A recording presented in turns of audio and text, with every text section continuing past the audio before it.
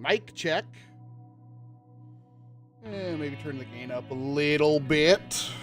Hopefully that's better.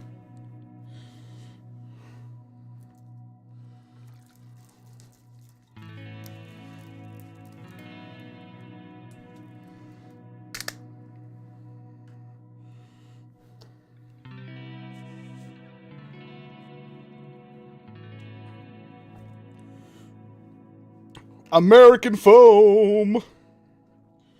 All right. Let's get this train wreck rolling.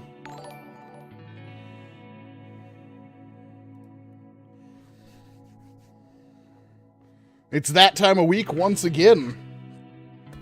The one where a fat man sits in front of the computer and talks about random BS, I guess. Hey, Valor. Everybody's popping off.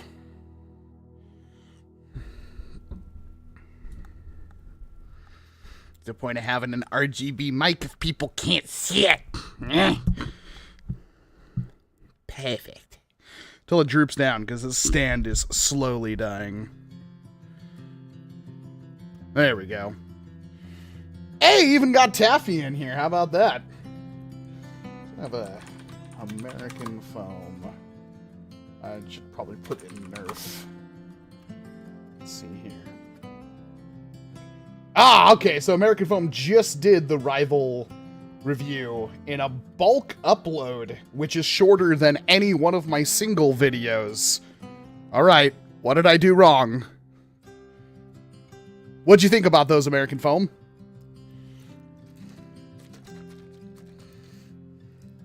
I got blueberry pomegranate.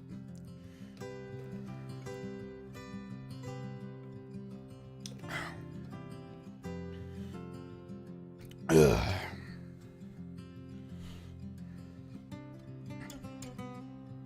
Well, don't collapse your lung, Taffy. Also, I hope you feel better soon. Quick recovery. Hey, Biggs! It's always a good day. It's going to be a good stream. Biggs has come and blessed us all. That means the stream is unstoppable. We can't possibly go anywhere from here but down.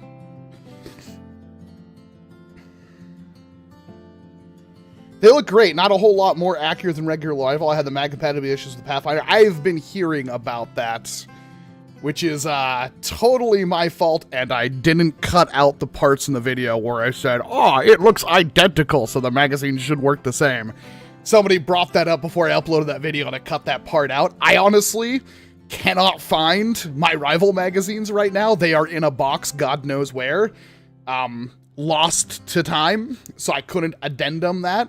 I have seen a post. Apparently they have changed Rival magazines recently. So, oh well. Accu Rival was fun, not quite enough to say it's superior. Yeah, I'm not certain. I feel like I'm taking crazy pills when I say that I'm like, Rival isn't very accurate. I've always felt like Rival has been rather inaccurate. People are saying, well, you're going to use it indoors, but you forget that I used Rival at Dart Wars, which is a big indoor arena, and Rival still wasn't very accurate. So, yeah. Nobody else seems to agree with me on that one, though. Hey, take your time, Taffy. Hopefully you can find enjoyment in something while you're stuck there. Is the $50 Mando Blaster worth modding? I had this conversation Monday, I think, while I was sick.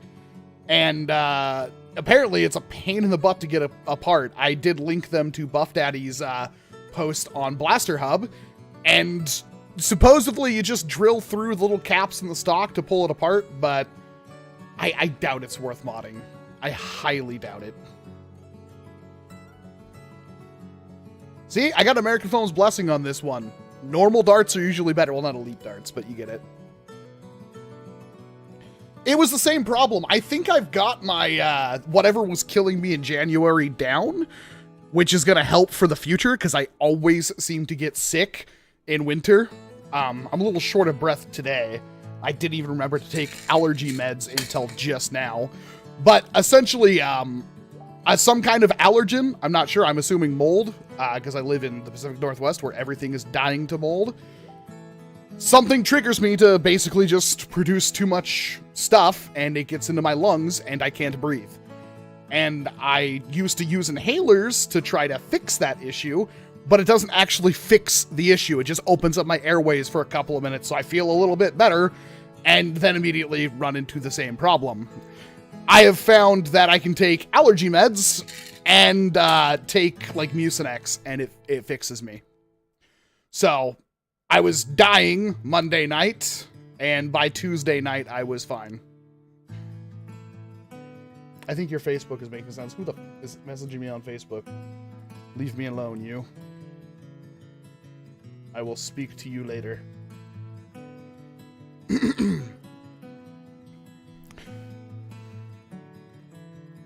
I just get sick of the winter time too. Like I wish it was just like a normal thing, but it's persistent. It's a completely persistent thing that is super duper annoying. And again, it happens if you look at my video output.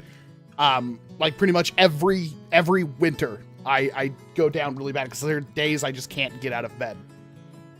So I'm glad that recently things have been doing better, because obviously I was able to function pretty much all last week. I was able to function all this week.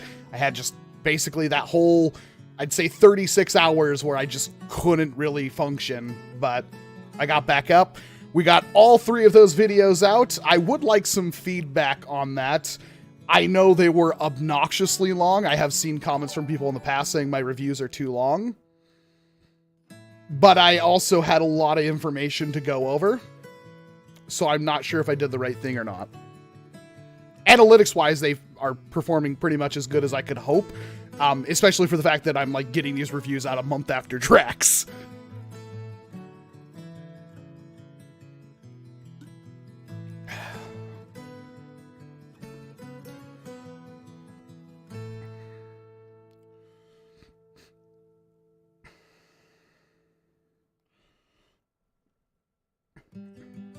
I actually have found out that doing the chapters feature typically lowers watch time. Obviously you could say that like, well, obviously it's going to lower your watch time. Welcome. People are skipping the parts of the video they don't want to see and going to the parts they do want to see. But that's bad business for me. So I have been foregoing doing chapters. However, with these videos, I did do chapters because they are obnoxiously long. Ultimately, spinning foam balls only have so much accuracy, not really a stable projectile, just something to try to compensate for. I agree, Buff Daddy, I agree. Has Hyper suffered infant mortality? I don't know about that, James, but I do know there was one Hyper thing. Was it the Hyper Bolt? There was something that was leaked in an, I want to say it was, Walmart.com listing. Somebody else will know way more than I do, but there was a leak for another Hyper Blaster, and I believe this was several months ago. Keep in mind that I think next weekend would have been Toy Fair. So we obviously aren't going to have Toy Fair this year, but we would have, and we would have got information, so I assume Hasbro is already contacting outlets to produce information like, you know, what is it? Popular Mechanics and stuff like that they always do. And we're going to see a bunch of news coming out next week. I'm making sure I set my alarm and everything to get those videos out because they're the best videos to make. They really are. News videos are fun because it's basically just look at a thing and give my opinion. I don't need to spend any money. And the videos usually perform pretty good, and people typically like them. I think that's why the videos perform pretty well. So that's going to be interesting. It's going to be hard. Like, obviously, I could wait to just talk about everything in one big, long video, but I don't feel like that's the way to go. It's always different every year. I'm just going to try to get it in blocks of what's important, what's going to be interesting. That would be the Hyper Mag Fuel. Thank you very much, Coney. Had to drop out, then pick it back up. Your video length was fine. Just come down to consumer preference, wanting to do everything in one shot. I'm one of those people that, like, loves long videos. When one of my favorite content creators uploads an hour-and-a-half long video, I'm like, ooh, yeah, baby, that's what I'm talking about. I'm weird like that. I That's just me. So I guess that's really narcissistic of me. I was like, I'm sure there's somebody out there that likes the long form Wacom video. As long as it's edited, you know. So maybe there's somebody out there that does that. Have you seen the reskin Nerf rifle hyper? Yes, I have seen those. Am I going to get them? Hopefully not, because I know the Hyper Siege sucks.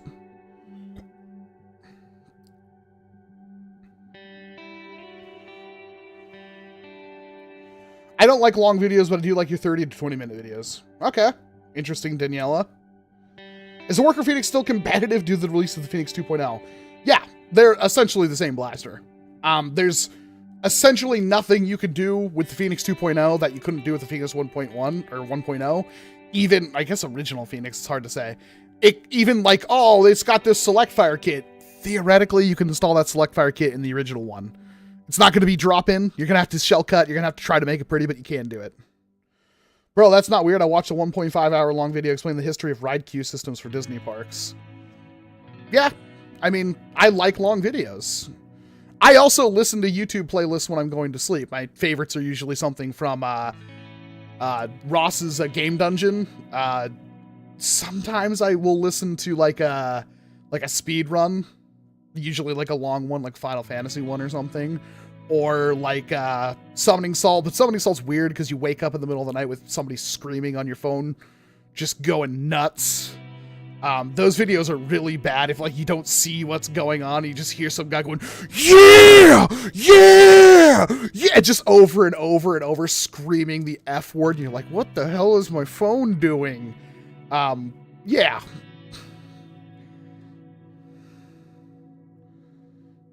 Should I get a Roozy or a Spring Thunder? Those are completely different blasters. Completely different blasters.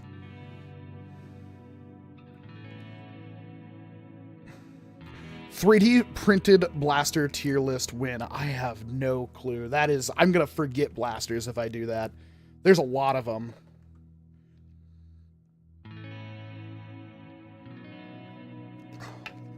When are you going to get the magazine feed kit for the Monkey Mon's Colonel Watt's Firefly? I want to. I'm uncertain how much of a video I could make on something like that, but I guess I could, like, either way it's going to make a video. I do have something coming in from Monkey Mods, but I'm pretty sure that's the Challenger I ordered. So I think we'll have a video on the Challenger sometime early next week. I'm actually stupidly hyped for that. I just want to go to sleep for the next, like, 2 days.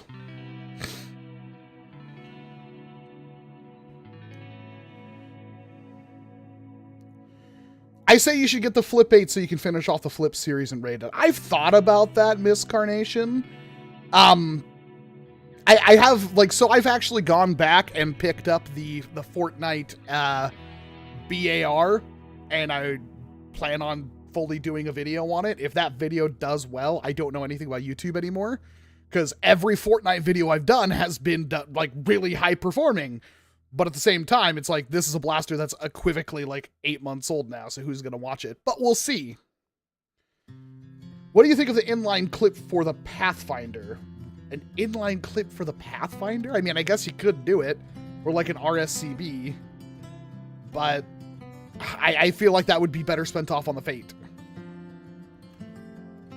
Do you think there will be X-Shot Chaos this year? X-Shot better release new blasters, man. What is it? They've only reshelled the Chaos Meteor and Orbit like 8 times each so far.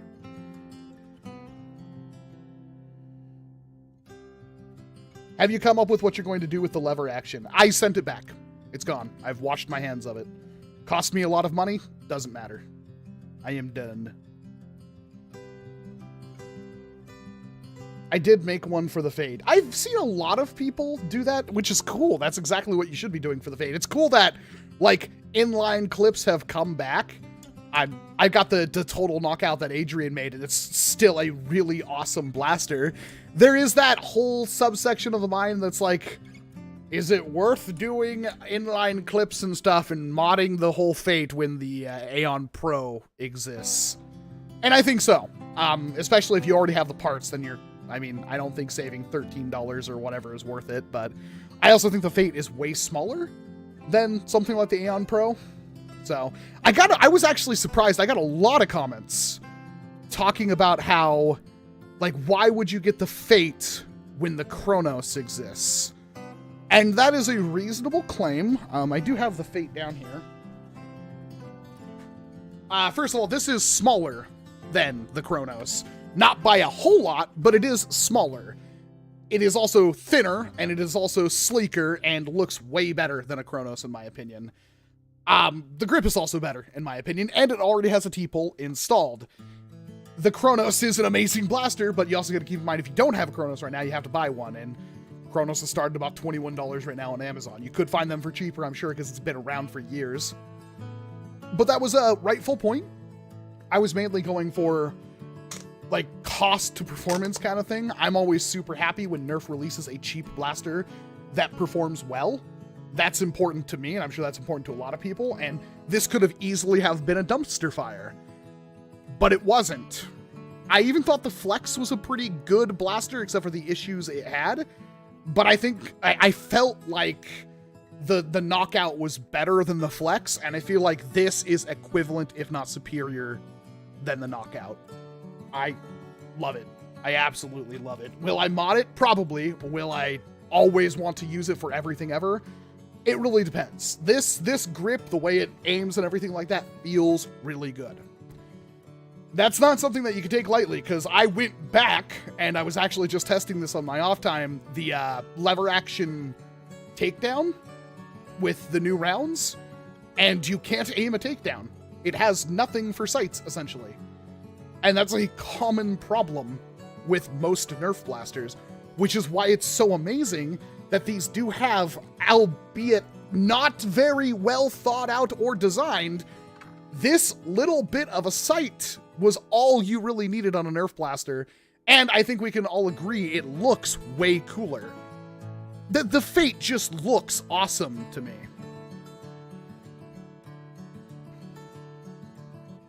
What do you think Nerf is going to do with Ultra this year? I legitimately forgot Ultra existed.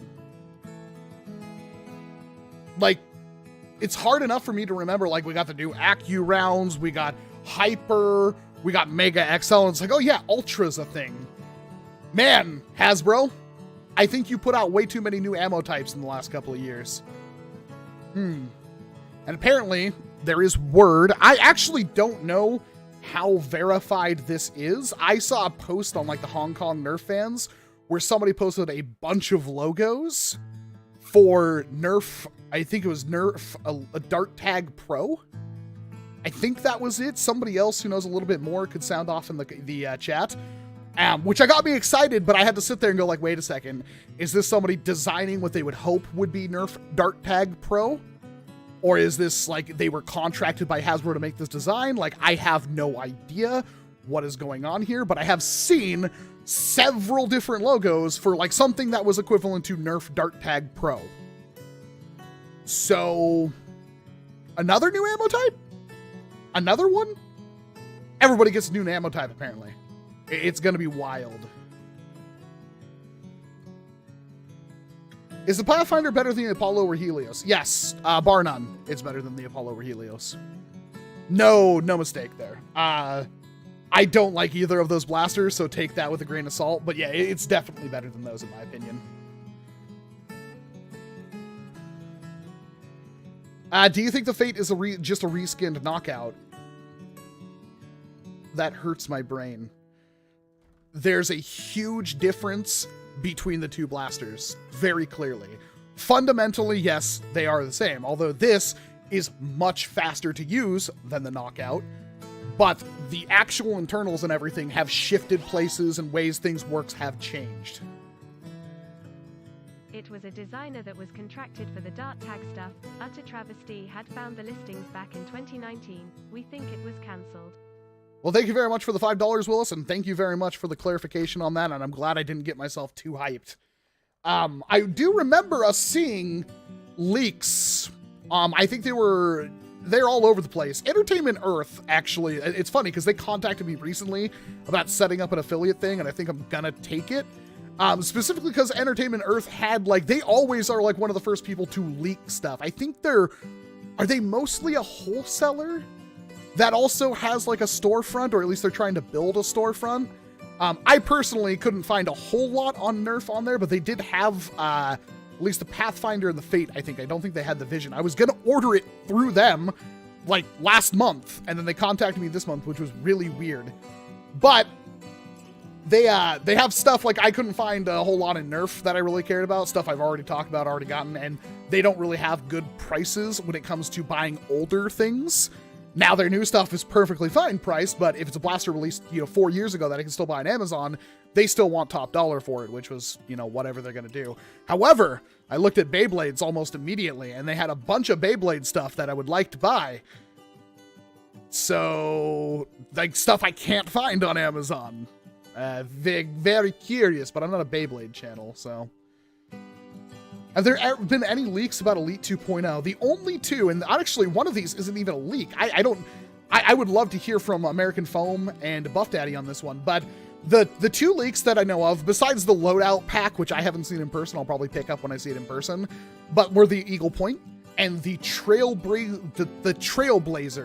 which was like the Wild Edition line of Elite 2.0, which is a hammer shot that's 8 shots and looks pretty okay, in my opinion. The main issue is that apparently the Trailblazer already has like 45 reviews, all from Hasbro.com, and Walmart has a listing of saying it's out of stock. So it might have actually released and then they only had a couple of them. What are your thoughts on Beyblade Burst? Hasbro or Takara Tomy? That's an important question. There is no best blaster you can buy.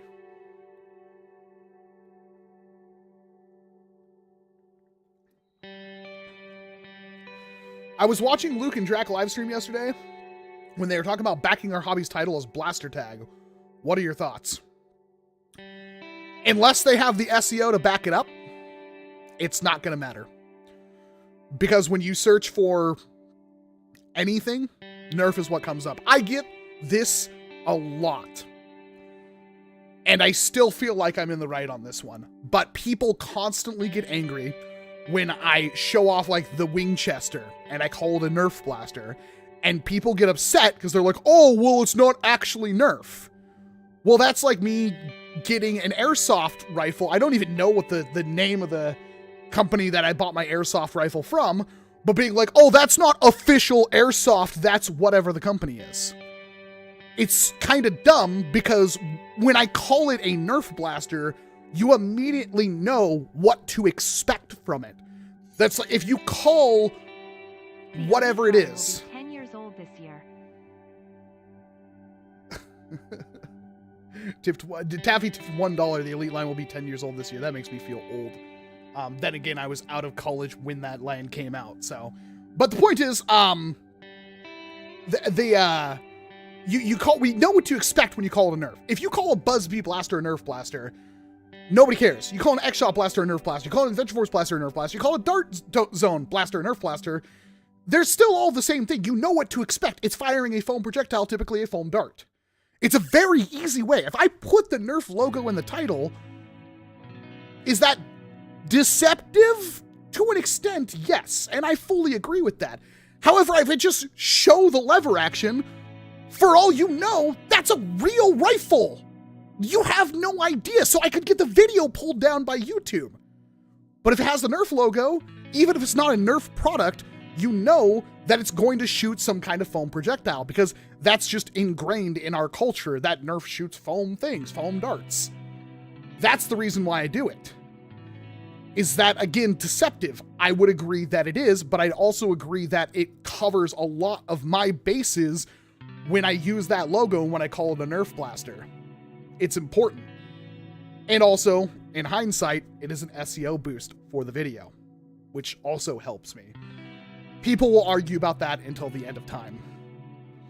They demonetized my lever action Winchester video for the exact reason. I thought that was going to happen. I thought it. And you know what's, guys? You have no idea how bad this is going to get, because 3D printed firearms are becoming more and more of a thing. One of the channels that I followed for a long time, when they were known as Booligan Airsoft and Shooting Sports, is now just a guy with an Ender 3 printing out different frames and custom building firearms using 3D printed parts. And it's going to get a lot worse. There was a time where people were like, oh, you don't have to worry about printing your Caliburn, you know, any other color. Like, you could print a black Caliburn, nobody's ever going to mistake it for a firearm. We've done deep dives on this channel before, on these live streams. Real, like, firearms. Like, they literally shoot bullets. 3D printed ones look like what we use in this hobby. And it's like, we're one bad example away from us never being able to buy 3D printed kits and ship them and stuff like that. I'm not even joking. Like, I have a feeling it's going to become a problem here in the next couple of years. I'm hoping it doesn't, but I'm not going to be surprised when it does. That is a section of our hobby, especially on YouTube, and especially on, like, Thingiverse and stuff like that, that is going to be under intense scrutiny coming up. It's going to get bad. Be ready for it. As for Blaster Tag, I think it's a fine name. It's a little weird. It just doesn't really roll off the tongue, Blaster Tag. But it's a name that has already kind of been used. About Blaster Tag Association used it. But you're going to have to get everybody on board. And again, type in Blaster Tag in like Google Analytics and then type in NERF and see which one comes up with more sources. And also, thank you very much for the $1, Taffy. Stop giving me money, you're in the hospital. Yeah, Lucha, don't forget to like the stream. Is YouTube your full-time job? Yes. It's actually been my full-time job for a long time. That's only because when I moved from Idaho back to Washington, I had to go find a new job, obviously. And since I was making rent off YouTube back then, I was like, well, why don't I just do this YouTube thing and see how it goes? And it's had its ups and downs. I was a thirsty boy.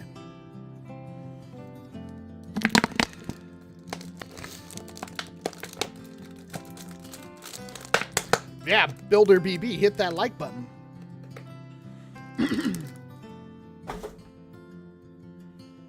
Do you have a wrecked jury? The video for that could be out tomorrow. I'm aiming for like Monday. I'm waiting for an ad to get approved so I can slam it in front of that.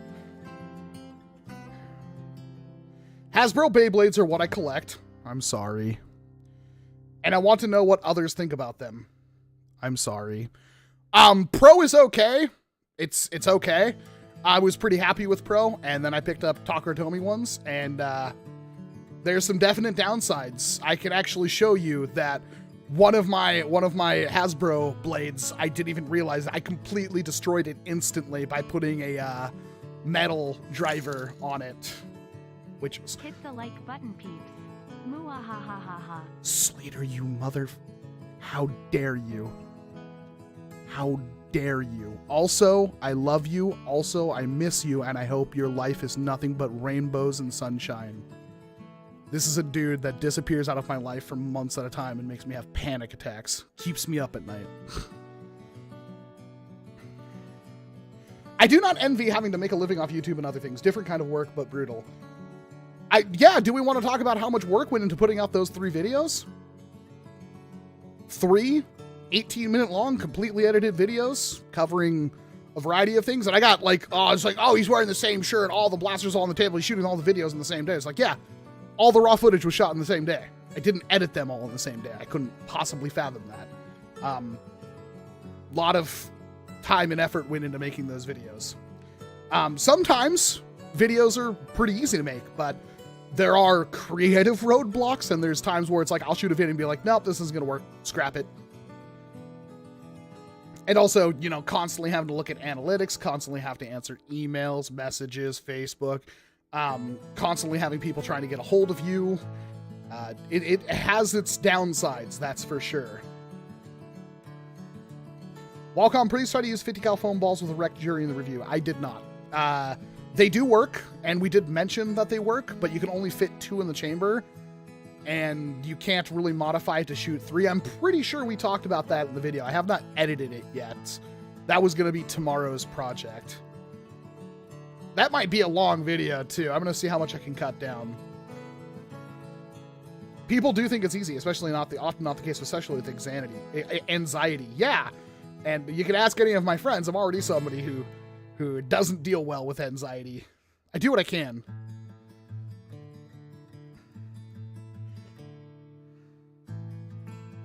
Will blaster tag ever surpass airsoft? No, because the problem with airsoft is an outlet for a lot of things when it comes to, like, obviously milsim and also replica firearms. There are firearms that I cannot purchase without spending a bootload of money that I can get for like $120 in an airsoft, all metal configuration, or $200 or whatever. That would be vastly cheaper than the actual firearm. And I can actually use it to safely, with proper protective gear, have competition matches against other people with, which you can't really do with firearms unless you're shooting at targets or running stages that shoot, targets. And there is something fun about, what we do here. I have my own hesitations about ever using anything that I've honestly, to this day, this is something that I've never actually thought about, and this is actually deeply concerning now that I think about it. But imagine buying a full real steel 1-to-1 replica of a firearm that shoots plastic bullets and then pointing it at another person. I just realized how maniacal that is. I honestly never, that is something that just dawned on me that I've never thought about ever. Like, that's effed. That does not sit well in my happy place. It's easy with NERF. It's easy enough with NERF, but man, you get like an actual... I'm not the only one that's unsettled by that, right? Like, I've actually never stopped to think about it. I don't think, but anyway, the whole point is, like, that grabs the normie, and you're gonna have a hard time convincing any, 30-year-old man that it's okay to fling foam. Like, I know it's fine, but there are guys who, like, work on trucks and cars and don't have kids, and they want to be a man, and anything less than that is horrible. And so they will never, ever touch a NERF.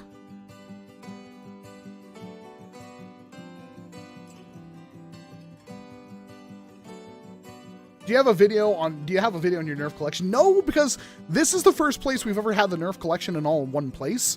And it still isn't technically in one place, because I still have probably a third of the collection downstairs. We physically can't fit every single thing up here, or else it would look like it basically just take up the entire building and look like a storage unit. We do have plans. We kind of did it once on a video, and I think we'll probably do another one. We need to go through all the bins, basically one by one, and like all the duplicates need to be thrown in in boxes and put down, and a lot of the stuff needs to be, well, conveniently donated. Thank you very much, donation, for the $1. Or sold off or something like that. I don't need to have 7 rapid strikes. I have no use for 7 rapid strikes. So I'll probably just, get rid of all the duplicates I don't need and keep 1 of, or 2, maybe 3 of the things I really like that I plan on modding. But yeah. I think you are correct that the barrel has changed on the Accu rifle. That's what they state, but looking at it physically, there's vent holes on the side of the blaster, which is different. There, you can kind of see them. Other than that, it's very typical, and I think the vent holes are onto something there.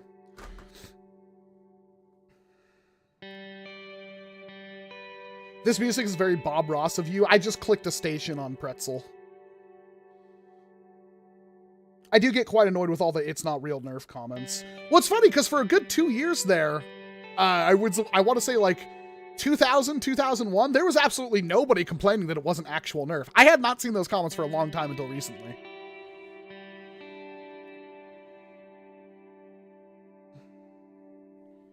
Captain Xavier has enough blasters. He doesn't need mine. Having to carry a real firearm in my job, I don't think I could ever conflate them with airsoft or foam. That's not the point I was trying to make, Michael. I think you missed the point where, like, you can, for almost every firearm, buy a one-to-one replica of airsoft. And I'm not saying you'll mistake them.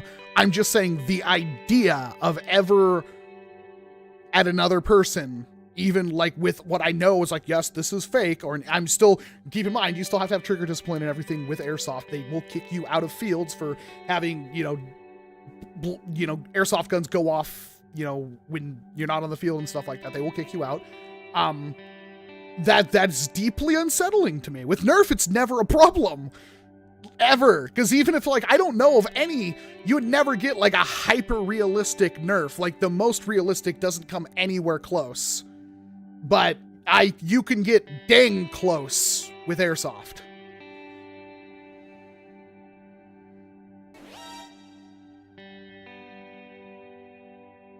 Meant to send this with my comment.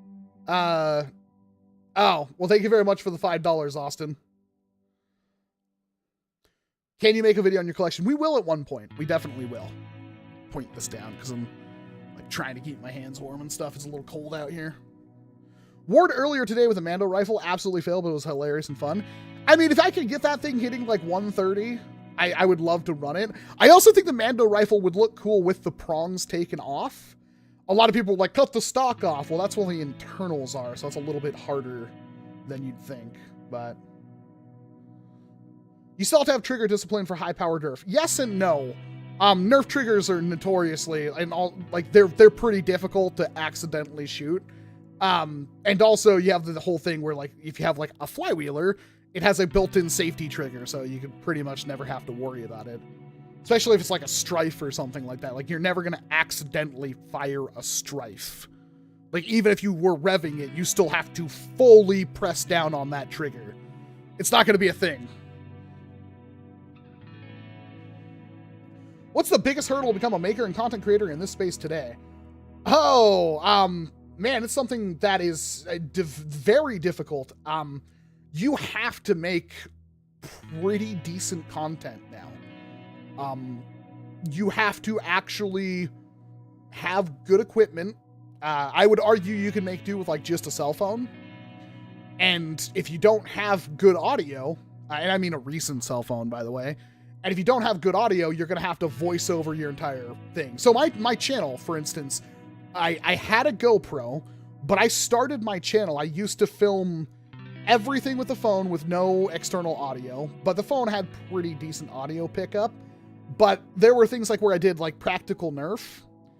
I would literally lay in bed and put a blanket over my head with my phone laying there to do the voiceover.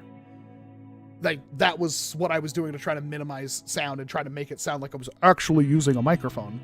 But you have to make sure that your content, because if you just produce bare bones, entry-level, non-edited content, you could get away with that 10 years ago. You can't get away with it now. I'm not saying it's impossible, because obviously there are channels like, Moist Critical, who does the bare minimum in terms of audio and, production, and is stupidly successful. However, I think trying to start that now is a lot more difficult than trying to do it 10 years ago when they were making videos.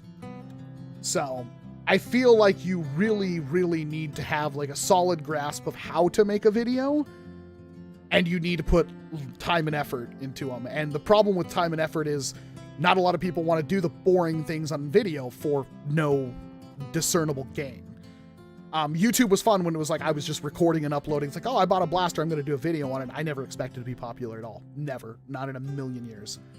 And then as things gone on, obviously the ecosystem on YouTube has changed. Like, if you watch, like, my old videos don't get views anymore. Not very many old videos get views for anybody because they're just, everybody's so accustomed now to pretty high-end content. And you see, like, go watch like American Foam when they first started out and watch American Foam now. Like, we all have started gearing our content, trying different things to up our production values. Do you need to have $3,000 in equipment? No. But at the end of the day, you're going to spend a lot of time on a short video, and you're going to have to do it for weeks, possibly months before you get any traction whatsoever. The fact that I am where I am is hilarious because Streamlabs donation processing server. Chet Poster, help, I'm trapped in the Streamlabs donation processing server. Well, thank you very much for the $1, Chet.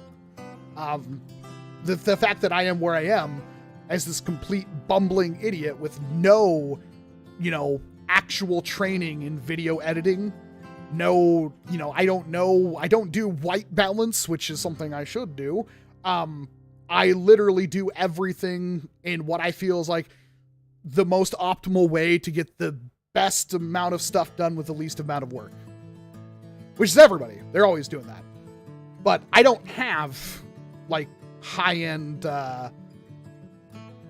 like skill in this. It's something that I have just developed over the years. I've learned how to video edit in my style. I've learned how to photo edit in my style. I'll stick with that. A lot of people do think that I have a crew. I don't do my own thumbnails. No, everything is done by me. Everything. And yes, it takes a lot longer than 15 minutes to film a 15-minute video. Other people will back me up. It can take anywhere from 3 to 6. The longest edit I think I ever did, that wasn't the movie, was that video with Luchathor on the M249. I swear to you, I edited that for at least 14 hours straight. And I would love to be able to have that time to dedicate to like, oh, it's a 15-minute long video and I could put 14 hours of editing into it. Because there's so many times where it's like, you don't think of a lot of stuff that you do while you're sitting there staring at the computer in one sitting. Like, you don't.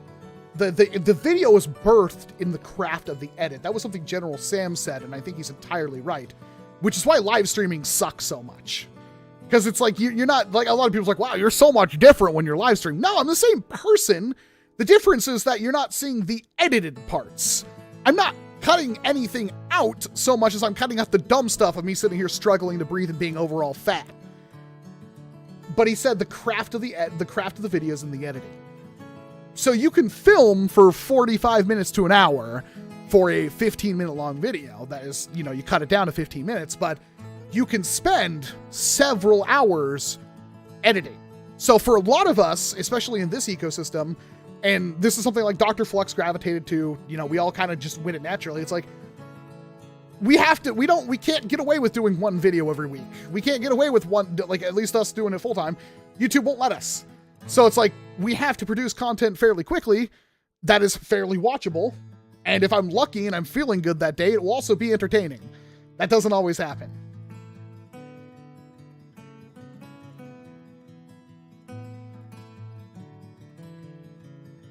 You need good equipment or talent for content, preferably both. I think everything in video, like making, can be, if you change your video style, can be done. Audio is more important than video. I will tell you that straight up. You can film on a 5-year-old iPhone, but you're going to want to have good audio.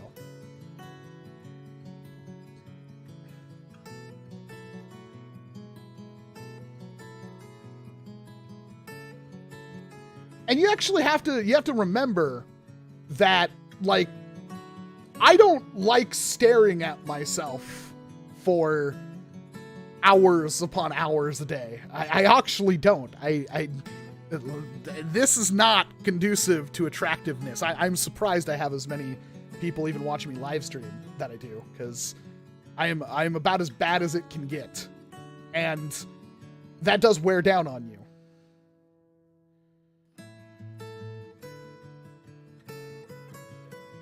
You can get a decent lav mic pretty cheap. This is true. But I can tell you that I have this, and I have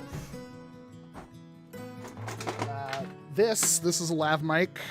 Yeah, that's a lav mic. And I have... trying to figure out where the other two... Well, I know there's one in here. Here's a good lav mic. Ooh, this is a top dollar lav mic. The cable's made out of friggin' Kevlar. And I don't use any of them. I really don't. Because I don't know. I'm sure somebody who's an audio engineer is laughing at me right now, but I can't use a lav mic. If anybody was like a patron back when I was trying to fix my audio issues, like when I started putting up all the sound deadening and stuff in the studio and trying to make it actually listenable, I couldn't use a lav mic because it would just pop constantly. There's a difference when I'm sitting like filming at the target or I'm filming over the shoulder, but when I'm in front of a camera, I am presenting and I'm very loud and boisterous, and I pop the microphone constantly and could not fix it. So lav mics do work. They are not the solution to everything. I have found I use this pretty much like for everything that's not standing in front of the background in the actual studio filming space. And in the actual studio filming space, I still use my Rode microphone. That is God. I love that thing. Holy crap. Best $300 mic ever.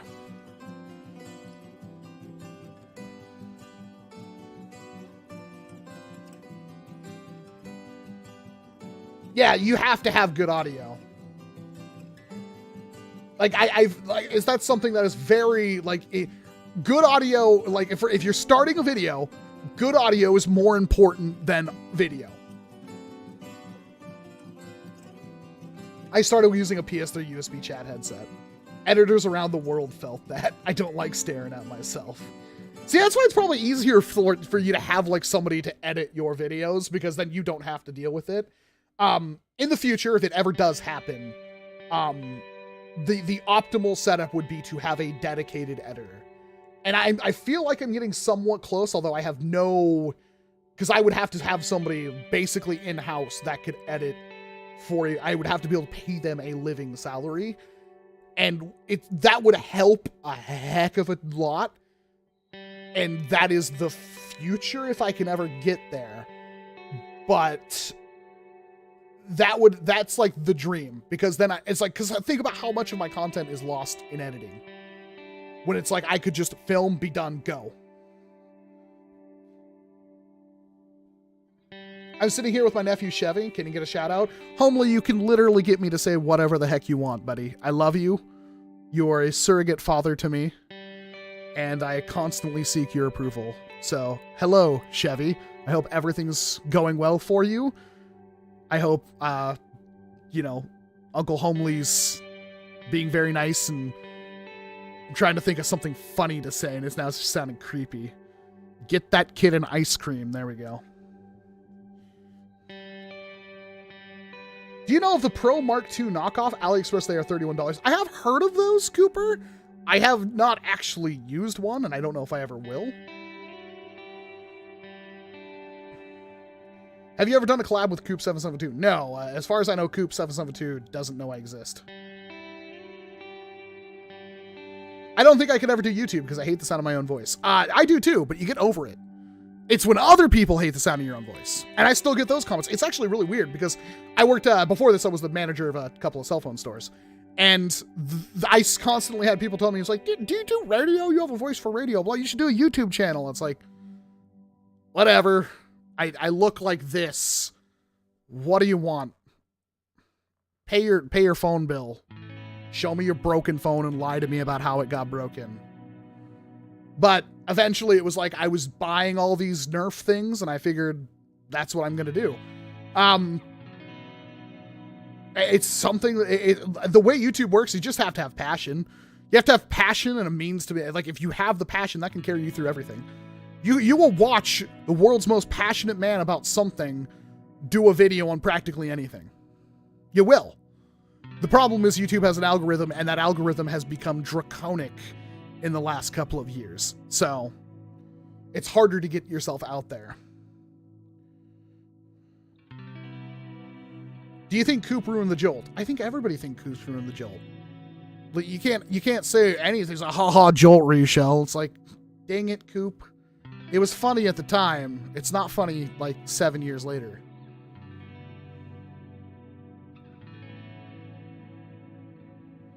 Any thoughts on how the gel ball nerf converted blasters and how they would affect the hobby?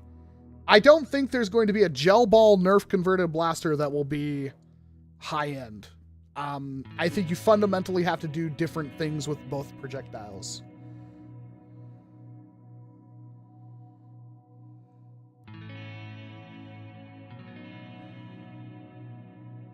I have been told I have a face for radio. How many content creators out there never show their face? Like Lockpicking Lawyer. For all we know, that guy is either the most suavest, handsomest man in the world, and I should have asked Modern Rogue about that when I was there. I was kind of gun shy because, you know, they're kind of my idols. I love, you know, Jason and Brian. I've been following Brian for years. The first time I think I saw Jason was in Hacking the System, which was on Netflix. And that was awesome.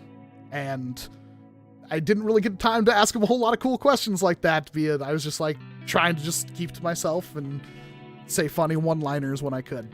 So they think I'm a lot cooler than I actually am. But that would, it's like, how he's either the suavest man alive, Lockpicking Lawyer, or he's a hideous with like a tentacle growing out of the back of his skull that he uses to pick locks. And where did this time stick coming from a tag back? Bro, I don't know. You're asking questions I cannot have answers to. It just kind of happened. Where did my outro come from? I don't know. It literally just happens. Do you think Hyper will make another blaster? I think so, but I also think they're going to change Hyper rounds. Like, I think they'll make them in a way that they're still fundamentally compatible with the old ones, but I think they're going to change the overall way Hyper is done.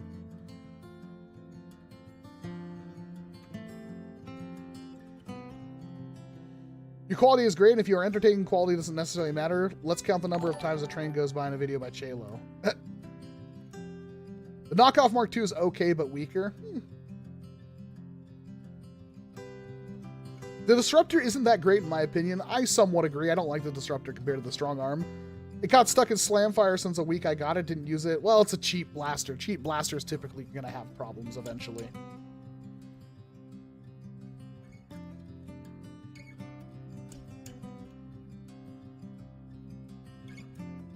Hyper hopper systems just don't work. This is true, but I also don't know if Hyper will ever work in a magazine. I hope it does, because like Rival works really good in a magazine. You just like, it's such a big round, you can't fit many in a mag, but Hyper would be great.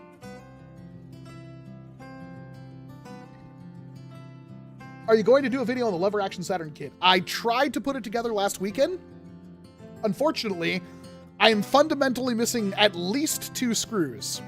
At least. I have to buy a set of screws that will hopefully work as replacements, and I just haven't done it. That video will probably happen, I want to say, within the next week. But I'm going to have, I already scrapped all the installation footage we were going to have. So now the video is going to be really hard to put out, because it's like, how do I get, this was a thing, it's cool, but I guess I did that for the other one, so maybe we'll be fine. Maybe. That's assuming those 2 screws are the only parts missing. I am very curious. Dr. Flux is doing interviews for other YouTubers for some of his Friday videos. I hope he interviews you. I'm sure he will. He was literally over here last night. We did a bonfire. We sat on the couch and drank beer, ate pizza, watched YouTube videos. It was a good night.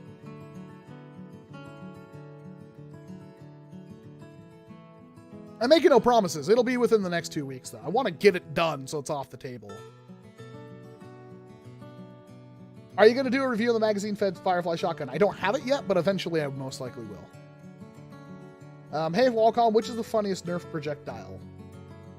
Definitely Mega XL. Nothing competes in terms of just sheer hilarity. I'll let the announcer go over this. Oh, Builder BB, if you're still here, because I looked up and saw your chat champion right now. Why is that off-centered? How long has that been like that? I did get the what you might call it, the thingy. I think we put it on the wall already. But yeah, I'm now the proud owner of a complete inbox, like an unopened pocket strike. Or it won't say it. Andrew Seneker for the $5 super chat. Thank you so much for making amazing videos, Walcom. I love to see the enthusiasm you have in your videos. No pressure. Always have to be enthusiastic. Now you say it. Thank you for making such amazing videos. Walcom, I love to see I just the realized I enthusiasm probably you should have have in your lowered the videos. volume on the sound, but nobody's said anything about it being too loud, so. Hey, Walcom, I had to pick between getting an on-sale Rival Takedown and an AF Liberator. Do you have a definite answer which one is better? I ended up on the Liberator. They're about the same. I think you'd be happy with either one. Yeah, sorry, I think I saw your comment, but it was in the middle of something, made a mental note, and then my brain had to take me a while. I mean, I could probably go grab it. I'm pretty sure. I'm almost certain it's on the wall over there. But yeah, no, it did get picked up. Pocket stripes are rare because they were crazy complicated to make. How? It's like 2 pieces, 3 pieces of plastic, a single screw, and a weird, like, thin spring. Or was it 2 springs? It's one or the other. I think it's 2 small springs.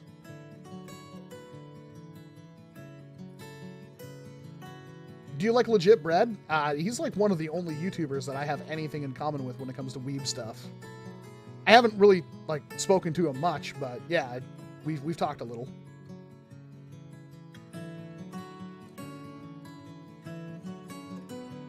What got you into, when did you get into modding NERF? It's funny because it actually stems from, like, I did airsoft, I did paintball as a kid. Hated paintball. Paintball's dumb. Airsoft was interesting. The problem with airsoft, I've said this a million times, like, everybody like started to get into airsoft. I think it really started when we saw FLCL, and it's like they had that episode, Brittle Bullet. I think it's the 4th or the 5th episode. Basically, like, we saw, like, oh, they're playing with some kind of thing that shoots like little plastic BBs. What the heck are those? And it was not long after that you started to see airsoft pop up, like hardware stores and gas stations. And of course the internet was a thing and you could order stuff off the internet, but I don't think Evike was really a thing back then. But we started to pick up airsoft guns, and most of them were either like really terrible AEGs, where it's like I vividly remember having a AUG that was like this big, and the scope was where you put in the rounds. And I think it literally cost me like $50 at a gas station. And it was fine. It was competitive with what everybody else had. But we had that one guy in our group. He was an only child, and he always had the cool things. And he managed to secure himself multiple eBay purchases through his family. What's up? Yeah, it should be fine. He picked up a couple of like weird ones, like were straight from Japan. But it really got out of hand when he picked up, I don't remember what, it was some kind of SMG, although it was rather big. And I think it was like an MP9 or an MP7 kind of thing. That was just a laser beam of straight plastic. And it not only fundamentally hit harder than like my friend who had like the 2 of the pistols where you just like pull them back the slides with each shot, and each mag held like 7 rounds. No, this guy had like a 1,500 round magazine that fired at like 30 BBs a second and probably cost like $500 and had a rechargeable battery. It was like massive too. And nobody wanted to play with him anymore. So airsoft kind of took off from that. So I had an idea of airsoft and what it was doing. This was about like, I want to say like 2009. It was after high school. And I was working at a pizza place throughout, high school and stuff like that. And I went and picked up a Maverick and stuff, because I never had them much as a kid. I only ever had the Supermax 1500, and that I think I had darts for about like an hour. It was interesting because they never hit that hard though. And like Fire Strike, and my friends, his little brothers had NERF stuff that I get to check out. Like, oh, here's what the freaking long shot was. It's like, ooh. But they were always super weak. And then I started looking to modifications and, wound up on Nerf Haven, looking at all that stuff.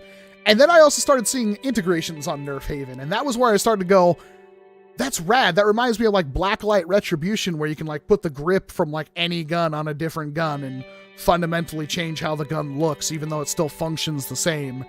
And that got me really excited, because like I can cut up stuff and glue stuff and putty stuff and paint stuff and make it look good. Or so I was telling myself.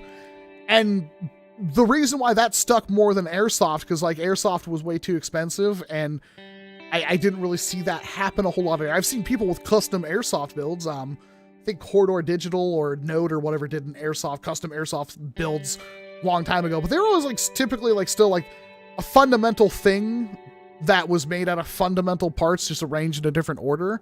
NERF had that option of doing just really cool, crazy stuff, and it was relatively accessible, and you could just dump a lot of time into it. That's what kind of got me on NERF. It wasn't really until, I want to say Elite, because that dropped like shortly after. I was like, because I had I had like Mavericks. I was going to buy deploy ones and I didn't. I don't know why. And I remember barricades.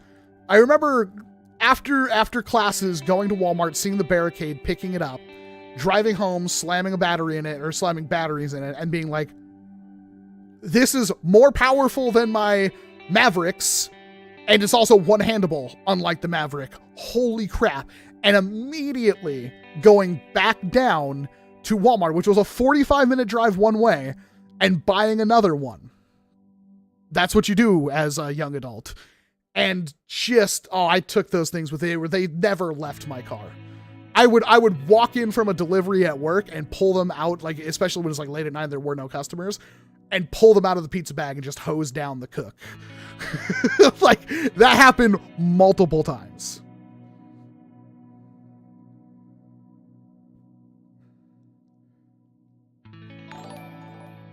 Trying to catch up on the chat.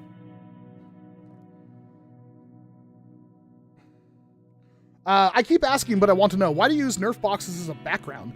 I think almost every single one of them has the blaster inside of it.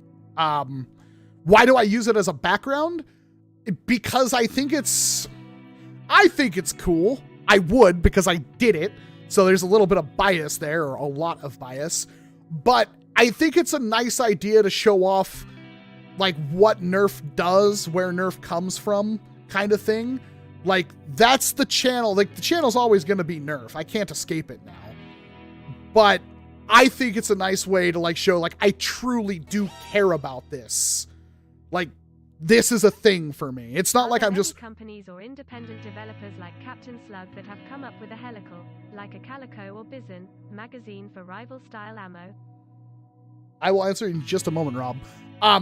I think it looks good. I think it, and especially with the way that I have it broken up, although I would like to redo it. The problem is that I think it took me 2 days to do it the first time, and I did a pretty bad job at it, especially on the far side. You can see there's a gap that I just couldn't figure out how to get rid of.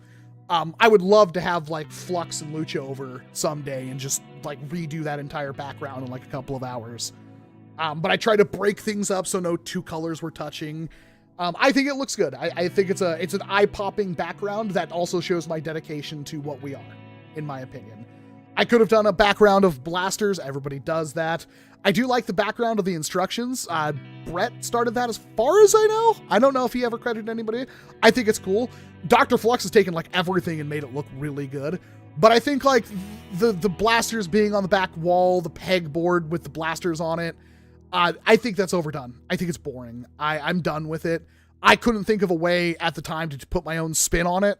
So in my head, I was like, I'm going to put pegboard up, or well, Dr. Flux put pegboard up for me. Thank you, Daddy Flux. But I'm going to put all these blasters I've collected over the years. That worked. Rob donated $10, a super chat. Thank you very much, Rob. Are there any companies or independent developers like Captain Slug that have come up with a helical, like a Calico or Bison, magazine for rival style ammo? So I don't know if you saw that Hasbro did have the idea of using a kind of helical magazine system for rival that was supposed to be packed in with a rival Edge series, or Team Edge, or whatever they're calling it, Helios. But that never came to be. However, we knew that at least the magazine existed. I knew somebody who had a few of them. I believe they were production samples. And I know of somebody, I don't know if they ever made it public, but I do know somebody around here that does actually own one, and it doesn't work. Which is why we probably never saw that thing come to pass. As for one specifically for rival, I do not know of one off the top of my head, but when it comes to helical magazines, I believe that Domoshevsky's been showing off some really cool stuff on his Instagram. So I would definitely check that out. But I believe that's for Firefly shells, which has me even more excited. But he's been doing some helical magazine testings. Keep the boxes look legit. Domos isn't for rival rounds, if I remember correctly. This is true. I assume you and Dr. Flux are really close. He's literally been off in behind the scenes. He's the only reason that after this move, I've made it this far. This move, at one point, I said was the worst decision I've ever made. And I'm still fighting to make sure that we don't still have problems. That internet, the whole ordeal with the internet, was stupid. I should have never done that. The thing with the internet was there was basically no other option, because the internet, the only other internet you could get here was not suitable for, YouTubing. It was bad, like where I lived, which was in a reasonably, it was in a town at least. In, Chehalis, the internet was bad there. And I didn't want it, we're talking oh, you can get half a meg up, or half a meg. And it's that's not going to work, because it would literally take me 8 hours to upload a 15-minute long video. So the whole thing with the internet was we had a plan, and the plan completely changed, and desperately trying to keep it above and keep things going. And we're doing our best with that, and we'll make it work. That my hopes is that the company, we have a planned meeting with the company to try to fix things.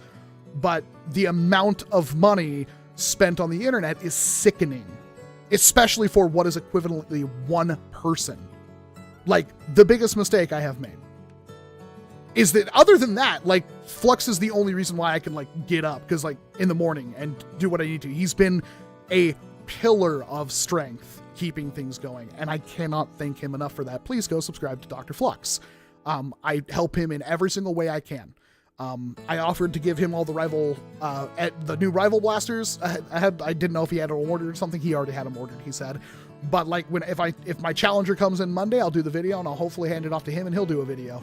And we're just gonna kind of bounce off each other like that. I, again, can't thank him enough for the, just the words of encouragement, but let alone the work he's done. For instance, trying to keep this studio warm. He has jury-rigged a ridiculous ventilation system from a hand solder or a hand welded furnace into a blower that now puts somewhat hot, lukewarm air up here when that fire is raging. Huge. It would have never worked. Without him, it would have never, ever worked. And that's something I will never be able to live down, because I had things vaguely working when I lived in Chehalis. It wasn't optimal. It was actually pretty dismal. I went back because you obviously go see my older brother, my nephew, or my nieces, and saw where we used to live and stood in that apartment. And it was that room, my living room with the kitchen, was smaller than the freaking space I used that I have sectioned off over here just for filming. And the garage was a single garage bay. That was all I had in terms of space. And my wife hated it. It was awful. It worked for a couple of years, but after 2 years, we were tired of it. But we had to find a place that would work for us when it came to being able to do what we need to do. I had to quit doing YouTube and find a job that could pay better, or I would have to try to find a place that would work with YouTube. So trying to move into a apartment or something wouldn't have worked. It wasn't viable, because I have to be able to be loud. I have to be able to make videos without hurting other people. I'd have to be able to, at least have a place somewhat nearby to do firing footage. And it was a pain. It was a nightmare. When you think about it, it's finding a place that is conducive to do what this is really difficult. This place is an option, and it's a very good one. The only problem was the internet, and if that ever gets taken care of, everything's gravy. Seriously, the plans I have for this location are insane. The only problem is that internet. It is a huge cloud above my head that makes it really hard to do anything. It's constant fear. And I contact them as much as possible, you know, but it's insane. They are not, the internet company is the worst. They do not care about you as a human being.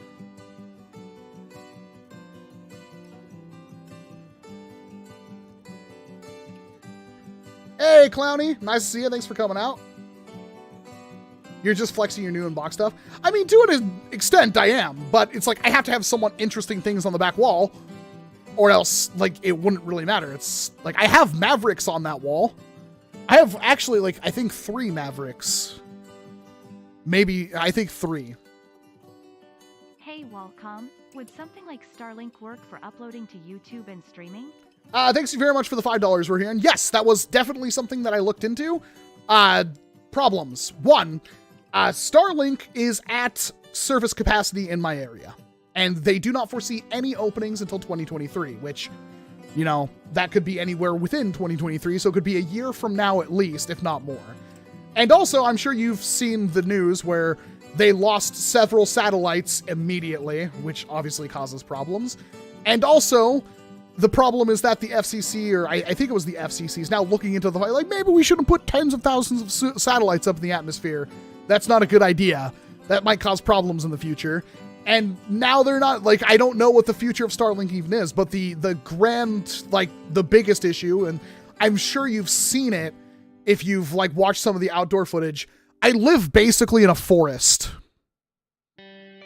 That doesn't do good for satellite. Nah. But it is definitely fast enough.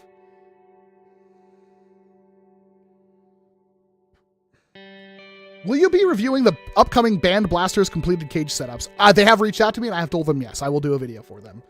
100%. I like what they're doing, and I like the fact that they take the hits and just keep on rolling. If you don't think 200 and 230 FPS Strife drop-in cage is impressive, I don't know what to tell you.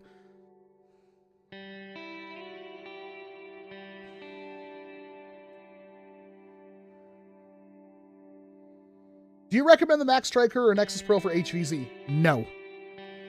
I don't think there's an HVZ that will let you use those blasters out of the box because they hit like 160 FPS. Most HVZ cap at like 130. Some cap even lower. And also, you don't need short darts for HVZ. Short darts are too expensive for HVZ. 100%. Use whatever's cheap and doesn't jam. You don't need accuracy. You don't really need performance. You basically need magazine capacity and rate of fire. That's it. Those are the 2 most important things. Think about, like, you're shooting at somebody who's running towards you. You don't need a Nexus Pro. Thanos! Holy crap, I didn't see you. Gonna have to put a bell on you, buddy.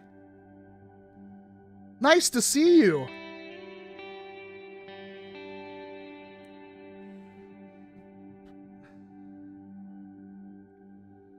Random question, do you care about Xenoblade? Well, somebody hasn't paid attention to my shirts I've worn in videos. If so, thoughts on Xenoblade 3? Looks good, hope it's good. I will definitely be picking it up. Was kind of happy they ended the rather disappointing announcement stream with that.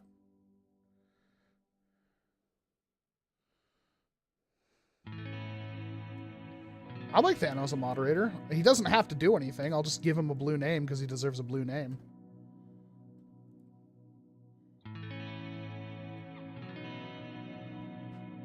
I got a rival finisher for $6 the other day. Besides the catch, the rival finisher is awesome. Oh, why is... First of all, Slater should be moderator. Slater should be ultra moderator. And yeah, Thanos should be a moderator.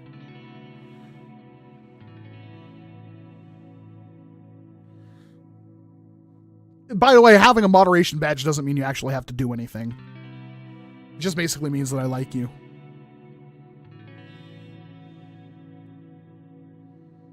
So Strife with a 50-round drum would work. I honestly wouldn't run drums in HVZ. You can start off with a drum, or if it's like a sidearm that you're never planning on removing the drum from, you definitely do that. A 50-round drum is huge. I honestly wouldn't recommend it that much. You could literally like have like 160 rounds in normal Nerf mags in the size you could store one 15-round drum.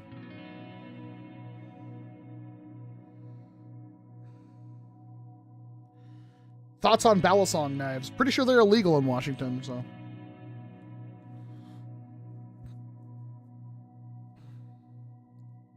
Have you opened up the Fate Vision? No. I believe it was Tuesday night. I got the blasters. I think I took a picture of them, started formulating my ideas for the videos. Wednesday morning, I got up here and I basically filmed all 3 videos. So I basically, to pull the curtain back, what I did was I filmed all 3 intros. So I filmed the intro. Let's go to the chronograph, cut. Did the vision. Let's go to the chronograph, cut. And then, of course, the Pathfinder. Let's go to the chronograph, cut. Then I shot, I did actually shoot B-roll of the boxes. I didn't use it. But I went from that. Then, of course, we did the chronographing. So I did all 3 blasters chronographed. When I knew what the chronograph was, I had a better idea of what to expect. Then we went outside, and I say we, it was just me. Then I went outside and did all 3 range footage. Then I came back in and did all 3 shooting at the target. And for the target, you got to remember that I'm using 2 cameras plus a screen recording, so 3 video feeds on that. I did all 3 blasters then, which some people are like, oh, there's the Fate on the table right there. It's like, yeah, it was, because I filmed all 3 of them. And then I filmed the conclusion. So that was all done in one day, all 3 of them back to back to back. I don't remember how long it took. Didn't do any editing that day, I don't think. No, I would have had to, yeah. So obviously I then sat down and edited and finished the Fate video and uploaded it. And then the next day I did the vision, and then I edited most of the Pathfinder video and then finished it the next day. Did you see X-Fox's short dart barreled Fate? I believe Flux showed me that. I am definitely interested. I've seen a lot of them. There's a lot of short dart, internal clips, inline clips, whatever you want to call them, for the Fate coming out, which is good. Exactly what I thought would happen. It's a great blaster. I think having a blaster cam would be good for range and accuracy testing. Okay, well, good luck finding a solution for mounting a blaster or mounting a camera on literally every single blaster. Not every single blaster has Picatinny rail.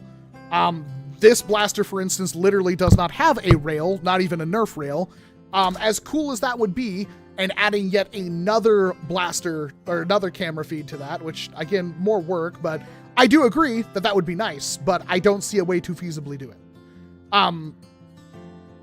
Technically, if I had to put out a wish list, if I had the option of doing that, I would buy, what is that, Fayutech? It's basically an Osmo Pocket where you can remove the gimbal, and it has like a 3-foot long cord or something like that.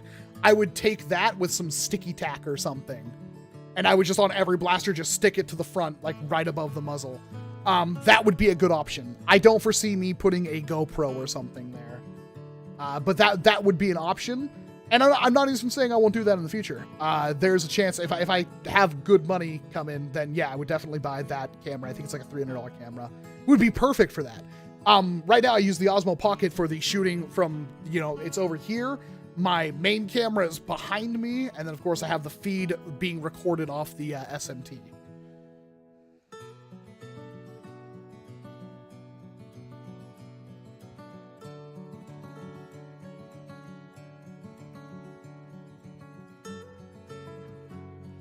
Wait, you mean you don't want to zip tie a GoPro to every single blaster? No.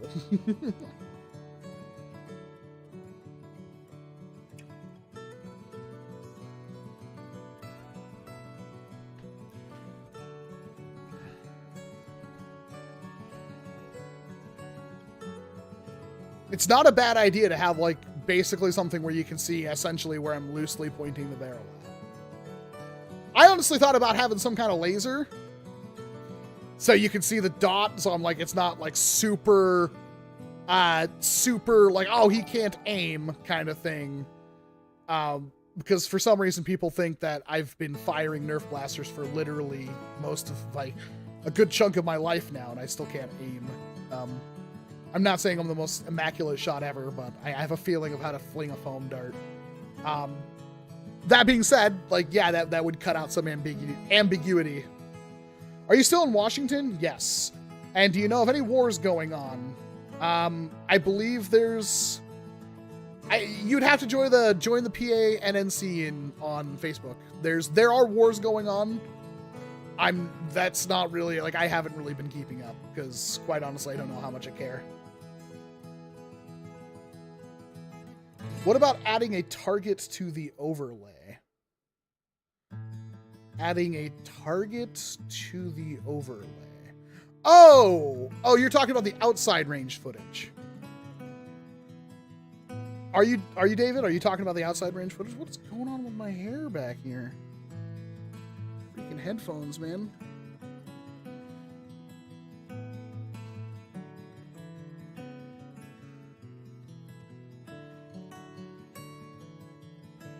So there are more issues doing outdoor range footage to the point where I have said in the past that I want to try to eliminate outdoor range footage. I really do. I don't feel like, especially if it's like, oh, it's a Nexus Pro. Good luck getting any feedback from the Nexus Pro in outdoor ranged footage. Having a target certainly does help, but like it really doesn't. I feel like there's a point of diminishing turns after like 150 FPS where it's just like, especially shooting a black dart, that it doesn't really matter. Like unless I'm filming every video at 60 FPS and slowing them down, which I don't. I use typical, I think 30 FPS or 24. You would not even see the dart in its path ever. And that's kind of why I was like, oh, range footage is kind of dumb. It does take a lot of time and effort. It's not a horrible amount that I can't do it. And I felt like if it would add something to the video, certainly. Here's the problem. My analytics have not changed since I stopped using ranged footage. In fact, if anything, they have improved. Point of comparison would be the couple of videos, like I believe the flare. Like that didn't have outdoor range footage. That video did fantastic. A lot of those videos, like every single one of those videos, did fantastic and did not have outdoor range footage. Also, I purposely did this. I'm almost certain that I did this on purpose. I might be completely misremembering, and I just did the video. The Mandalorian Blaster. That video, the second one, has almost outperformed the first one. The first one had outdoor range footage. The second one did not. So, while I could see that it is important to have that footage in some capacity, I, for one, have to deal with the weather outside, which in Washington is almost always poor, and it doesn't seem to be worth actually doing. That's where I'm at on that. It's hard. It's definitely decisions that I have to make, and obviously I've gone back, because it's like, sitting here with the new rival stuff, it's like, well, firing at 15 feet away isn't going to tell a whole lot. I have to go outside and show the footage, so I did that. But it's like, oh, look at this, here's a new Dart Zone Max Super Dong. I don't know, whatever. Like, are you ever going to see the dart out there? No, you're never going to see it flying. You might see it hit the ground. But here's the other thing, is like, oh, well, it's going to rain for the next 4 days. Am I going to wait 4 days to do the video? Probably not. Now that I'm thinking about it, I want to see what the weather is like for the next day. It's like, honestly, it's fine right now. It's supposed to maybe rain Monday. But we've had a pretty dry last couple of weeks, I feel.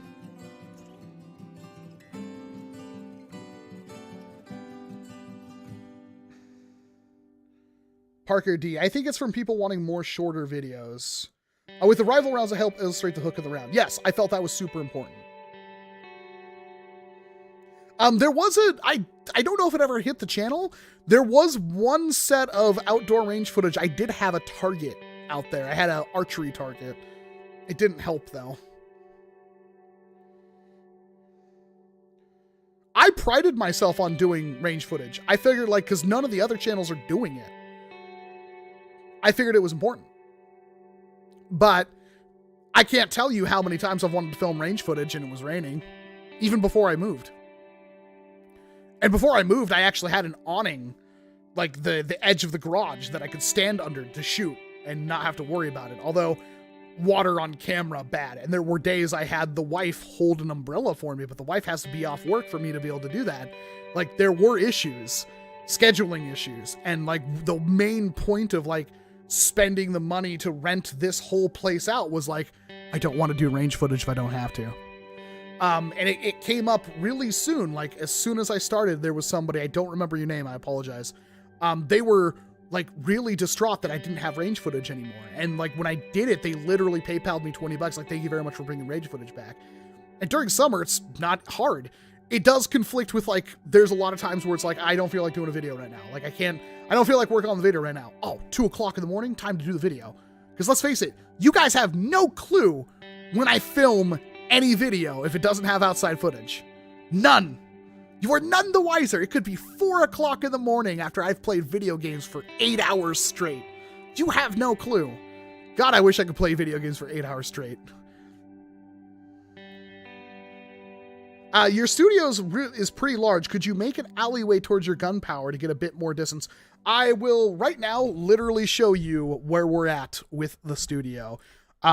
Warning if you're motion sick and like watching this in VR or something, it's about to get shaky. So, this is obviously the space where, like this corner, that's where the internet is. So the desk is here. It's not super clean around me. But this is where we moved. All the, these used to be over there. We moved them. So now there's like an alleyway here. And in the very corner, like there's some extra 3D printers down there, but I have my printers laying on one of the shelving units back there. But that's all shelving unit. That used to be in the middle of the room. You see that where the door is? Like that's where the shelves used to be. Over here, it's all nice and empty. And then that section right there with the blue, that is my filming space. So behind that is the set that you usually see. You can see all the lights and everything in there. Then we have the back corner, which is obviously where the gunpowder is. So the big hurdle right now is you can see all these boxes that I have no clear plan of how to deal with these boxes. And all these shelves are, I can't, that's in the way, but all these shelves are full to bursting. And it's a problem. I'm not quite sure what to do with it.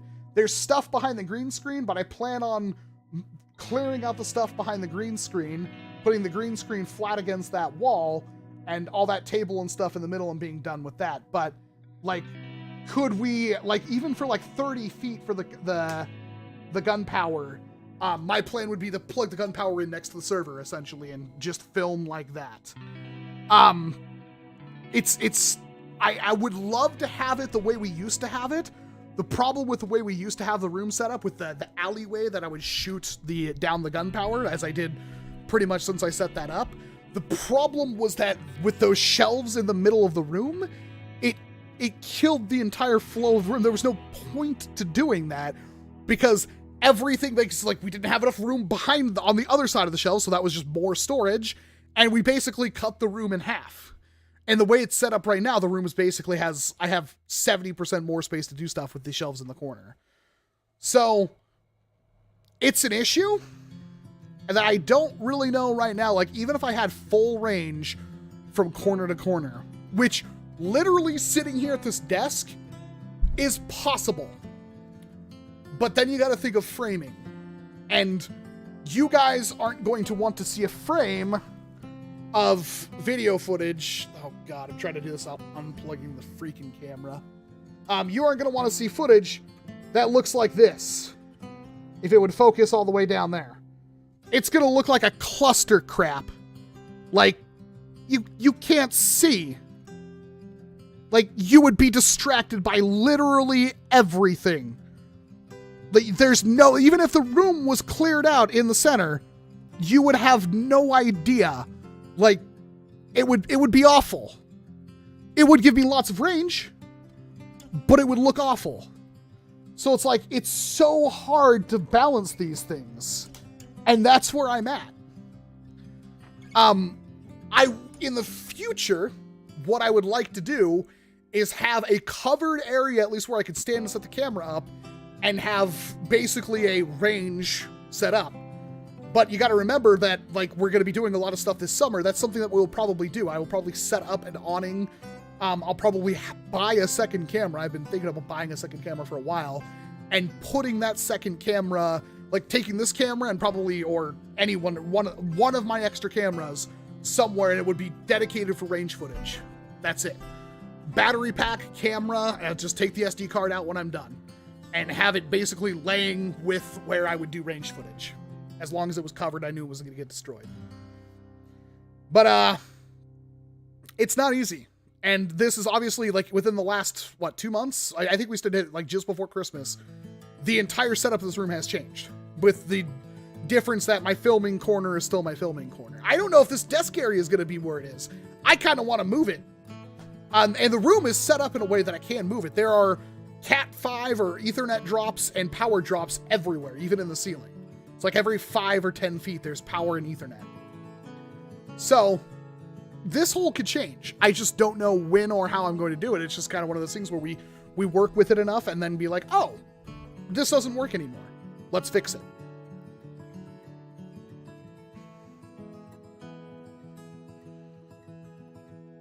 Your studio's pretty large. Yeah, that's the one we were just talking about, yeah.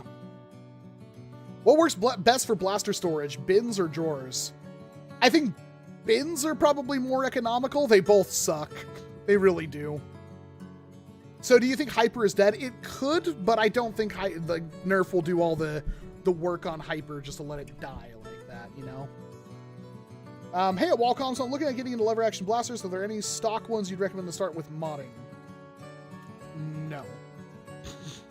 There just isn't a good one right now.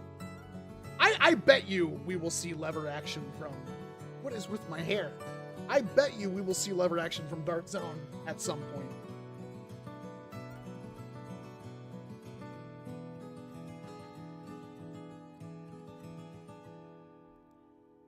I hope you get 100 mil subs soon. Yeah, I'm sure I will be able to keep up with the likes of PewDiePie with my niche of doing NERF videos. Yeah, that's viable.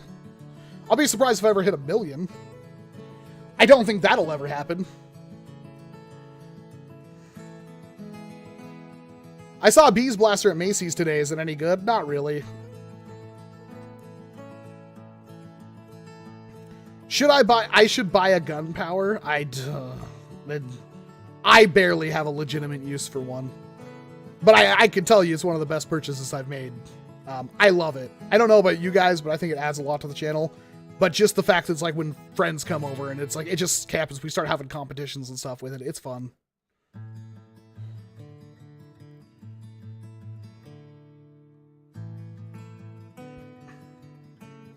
I've tried both bins and drawers and have had issues with both. Bins suck. Nerf blasters were never meant to be carried in bins. What are your thoughts on the full auto Strife? It's a full auto Strife. I'm going to make a 3D printed Straven. Was wondering if I should leave it semi. Full auto and Nerf kind of works and kind of doesn't. It's a video I've been meaning to do. Nerf magazines just don't have enough capacity usually for full auto. Now you just need a gun vise. I was looking at gun resting, rifle rests and stuff like that. They're honestly only like 40, 50 bucks. I was planning on getting one. I don't know about a gun vise. Can check for the term gun vise. That is definitely a thing. It's definitely a thing that isn't even really that expensive. There's one on Amazon that looks pretty good. That's $70 right now. It's a limited time deal. It'll have to wait till I get paid. But it's for cleaning and gunsmithing. I don't think... No, there's no reason why that couldn't work, right? The whole point is to just keep the blaster steady and point it in one direction while I'm firing, right?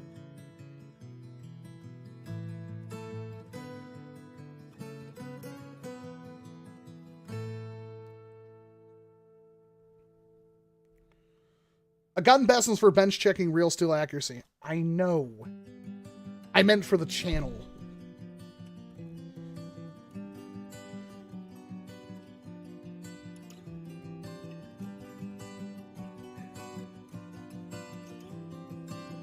as long as you can clamp it in place. So this looks like it clamps stuff in place.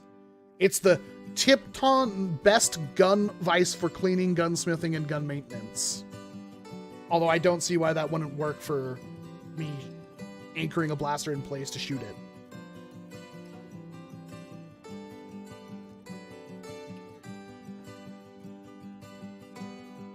Oh, there's like freestanding ones too. Those would be kind of useful. Yeah, something that could slide in one position and clamp in 2 positions would be perfect. Well, thank you, Classic for real.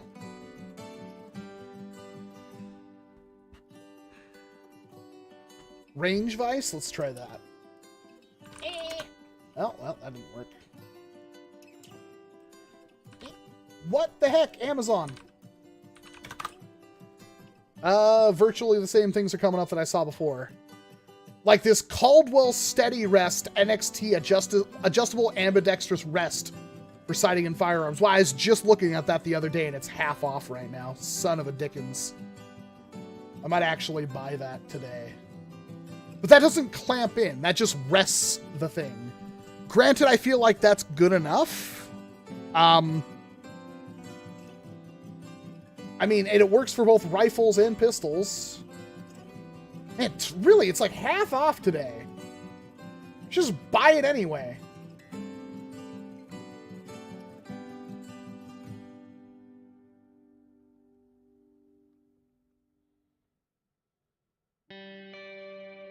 Yeah, I don't see why I wouldn't just buy this today. It's funny, I was just looking at these the other day, and it's now stupid cheap.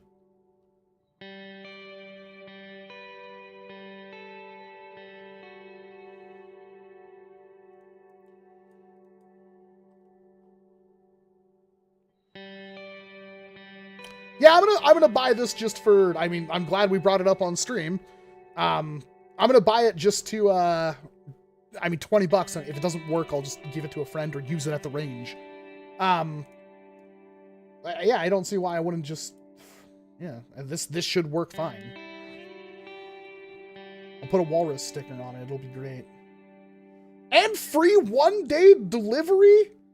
It'll be here tomorrow? What the F, Amazon? Okay, fine. Screw it. Woo, we'll have it tomorrow. Capitalism, ho! That was great.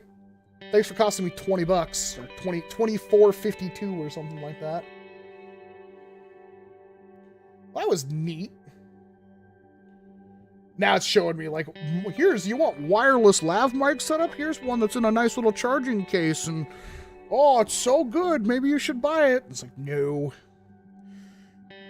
Do you get to hang out with Bray and Captain Zimmer and other Pacific Enough surfers? Have y'all not been wanting to do anything lately? I mean, me personally, I've not a whole lot, but they do hang out a lot together themselves. I'm usually the odd man out on that. I do believe I will see them soon, but yeah. To be fair, I'm also like the busiest one.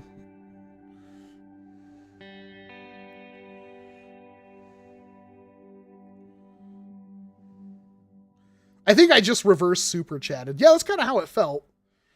But it's something I was already planning on doing. So I literally, like, I think it will, like, you just looked at this like a week ago. Now it's half off. Hooray.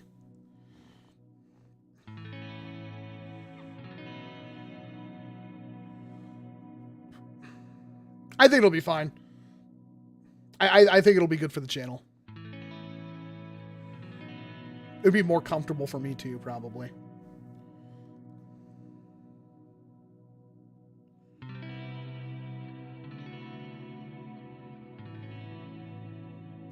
Will you do a 2021 tier list? Yes, we already have done one. I just need to actually edit it and I need to shoot it. And that's the thing, is like everyone's like, well, where's the 2021 tier list? We already did. Wacom was like, you realize that video is going to be like an hour and a half long, right?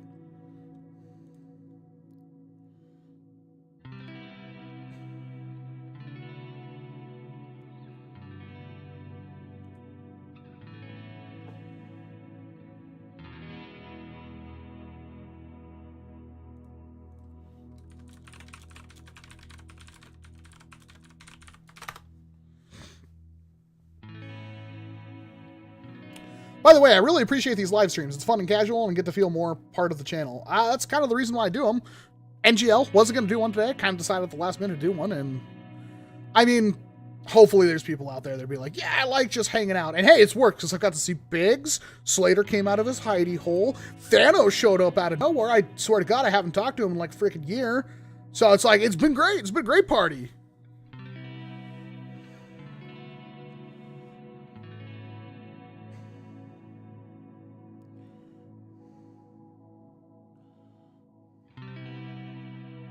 Speak of the devil and he appears. Biggs.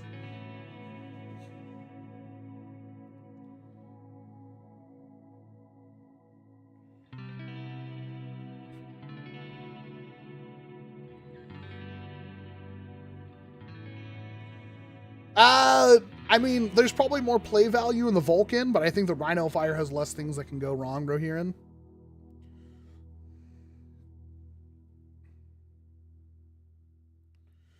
Imagine if someone randomly pulls out a big rig in a Nerf war.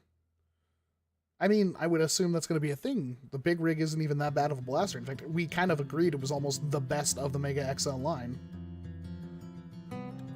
Hey, Walcom, first question, do you have any advice on painting a Nerf blaster? I am the wrong person to ask about painting Nerf blasters, but I do believe it is a pretty accomplishable task.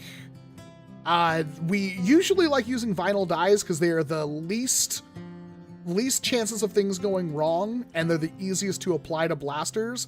The problem is the limited color selection. Just know your paints, know what paints can go over other paints without destroying your entire paint job. You should, in my opinion, always sand your blaster. You don't have to, but I would recommend it. You should always primer your blaster. Basically, you'd want to sand it, get rid of logos, do whatever you want, but sand it, clean it, rubbing alcohol, wipe it all down, clean every crevice, primer it, let the primer cure, then do multiple light coats. The worst thing is doing a heavy coats. But again, I'm sure somebody else will come in and be like, oh, Walcom, you just said literally everything wrong. And that's fine, because I'm honestly not good at painting blasters at all. That's why I want to get a spray gun, or I'll use like an airbrush to paint a blaster, because I'm never going to use rattle cans ever again. And I don't feel like hand painting blasters, like completely hand painting blasters, works all that well. But if you're going to go that route, thin your paints.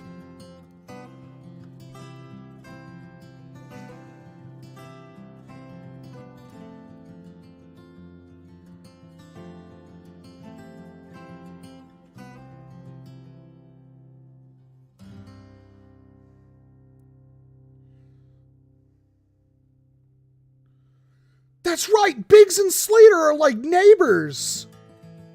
They both live on the same island nation. Just dawned on my head. The hell? How are you guys not best friends?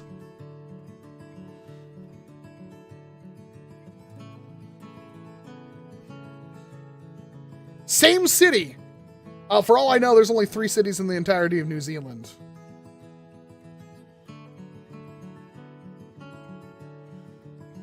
Biggs, look at me. You will look after my Slater for me.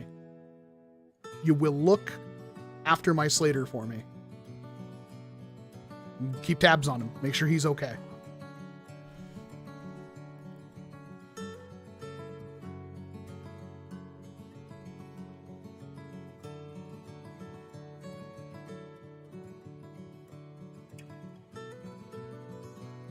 I do believe the wife said something about getting teriyaki, which would just make this night perfect. Because then I get to sit here for an hour and eat teriyaki in front of you. Which, I mean, it's just the perfect night.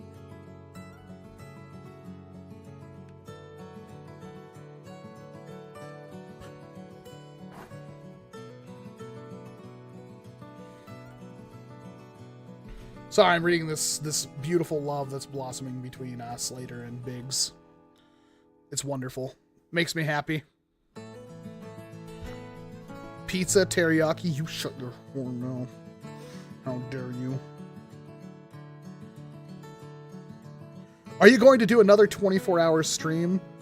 You have no idea how bad that was. I never really want to ever have to do another one. When you're here, your family. Olive Garden. It's like something a Lucha would have on his tombstone. Nice headphones. These things suck. I literally have had these for years, and I've regretted the purchase since like day 2.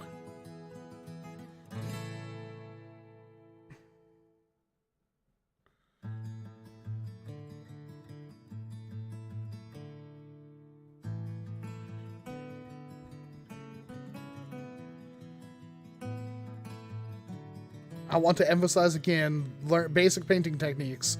Learn to sand, prime to get masking tape, use light coats, and spray the past area to be painted. Oh, and test your paints, like, on a different piece of plastic if you can. I've repainted a car with rattle cans for resale, and the results came out great. I hate rattle cans. I hope to never have to use them again. You can always ask Dank Pods for headphone recommendations. I mean... For what I have to use headphones for and what Dank Pods uses headphones for are two completely different things. That being said, I don't think he's covered a lot of like wireless headphones the way I use wireless headphones. He's covered Bluetooth headphones, but like these are specifically like for gaming. I'm surprised the battery still works in them, to be completely honest. The base station, the screen is so dim I literally can't see it, and I don't know if that's a button.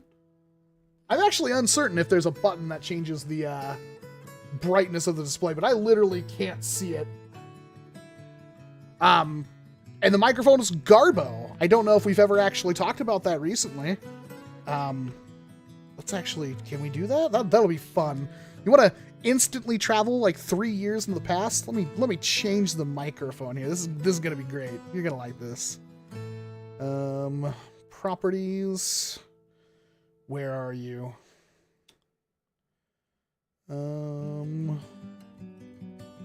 How about this? How about this is the microphone on my $350 headset. As far as I know, this is like the worst microphone known to man. $350. These are Astro A50s.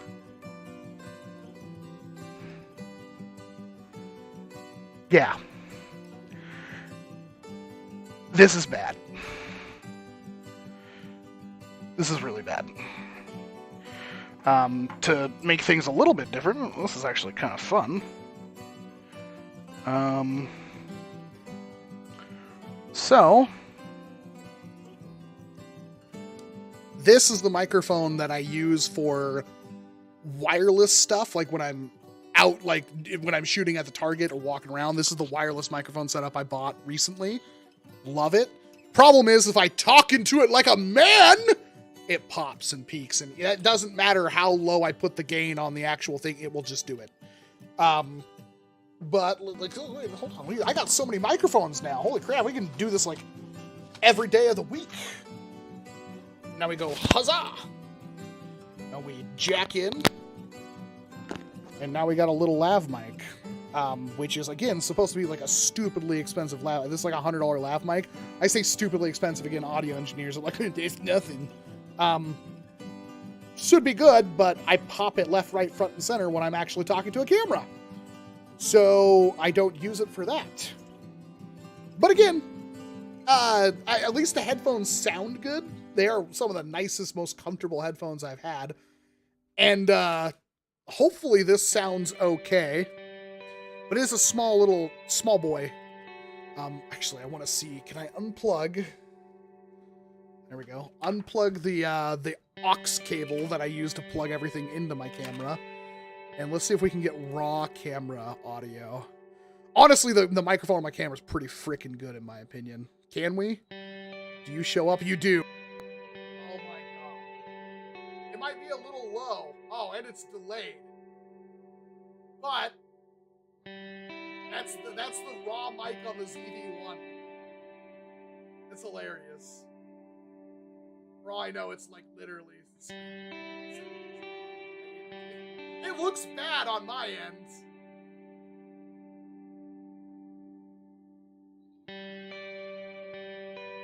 And then now we're back to the quadcast.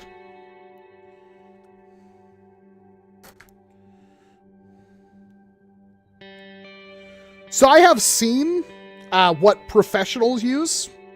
Obviously, I hung out with the Modern Rogue and got to see their entire system. And the funniest part is, if you go back and watch the Modern Rogue thing, I was peaking their lav mics. I just apparently have too much voice. I don't know. Yeah, it was like, I think there's automatic, like, gain compression stuff that I didn't have to, because obviously I don't use that built-in mic ever. And my studio mic that I use, my shotgun, is in the studio.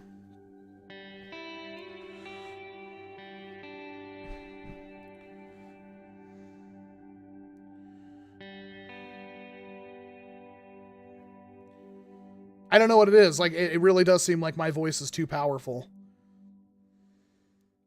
Again, just using this thing works a bit better.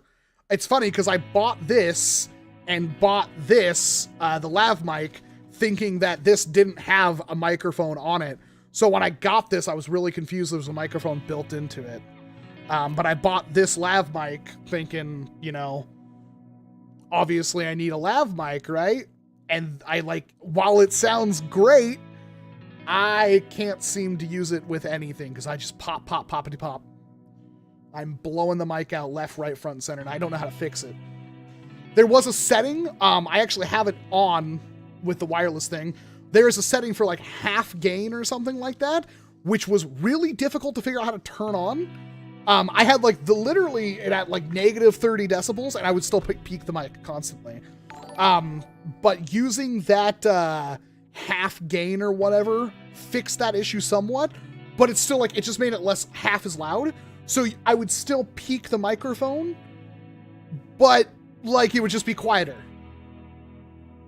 It's been so frustrating. Like I'm sure people that, because I post a lot of the Patreon Discord, they're like, I uploaded like 15, 16 different tests trying to get the microphone to work. Hi. Freaking really? Why don't you show up on camera for like 5 minutes? But everybody loves you. You don't need a mask to show up on... Why do you think you need a mask? We sleep together. You are just weird. Have a good night, Rohirrin. She really doesn't want to show up on camera. She's very camera shy, but she did bring me teriyaki.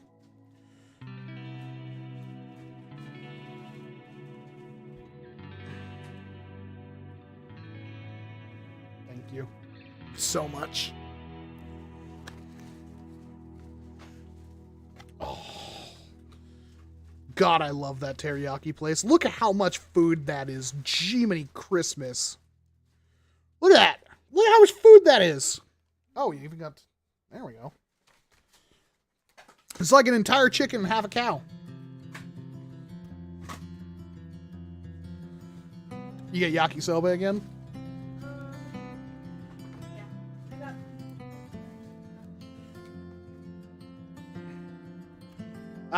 Thanos says hi. Do you remember Thanos? Yeah. I don't know how you could forget him.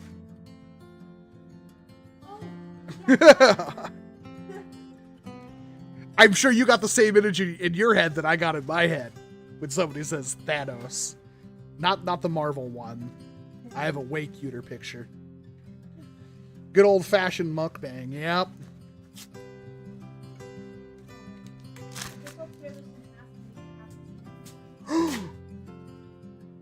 Did you hear that? Did you hear what she just said?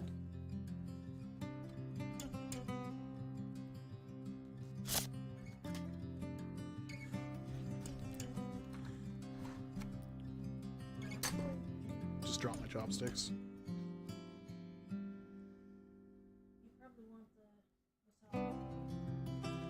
What the hell?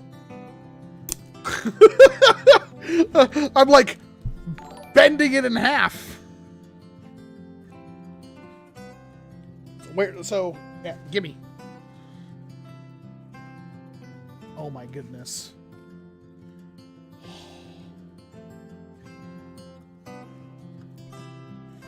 Oh, this is freaking... What is it? Tempura salmon?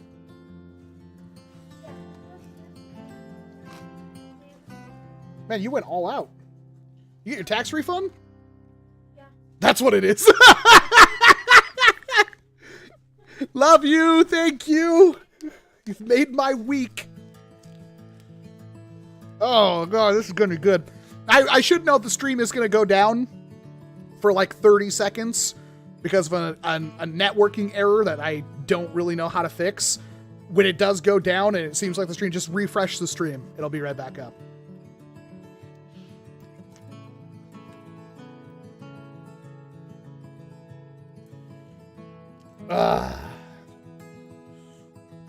This is great.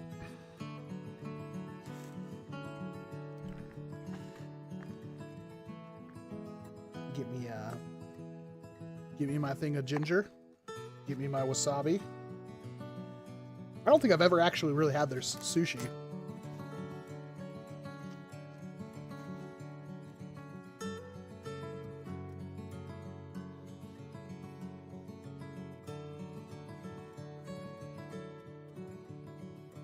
That slaps.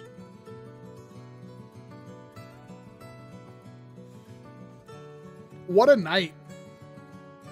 This just got so much better.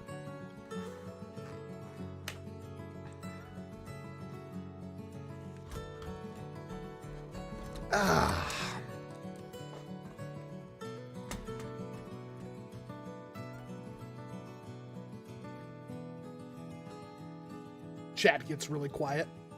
Gotta look at it really quick. So I've got what appears to be some kind of salmon with something crunchy and cucumber in it.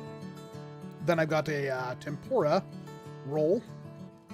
And then I have teriyaki. It sounds good. It sounds good. I'm eating it. It is good.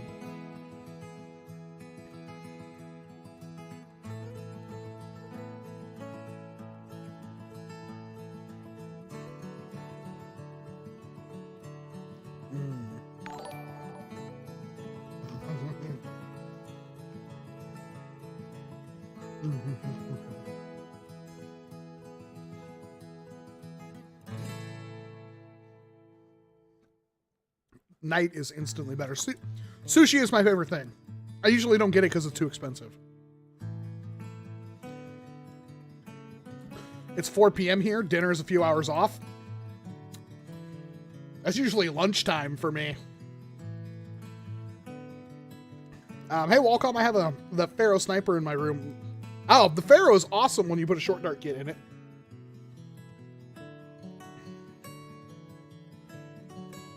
Still waiting. It's almost that time. 7:04. 1 minute. Stream's going to go down for a second. Just refresh. Unless you don't want to watch anymore, which I don't blame you.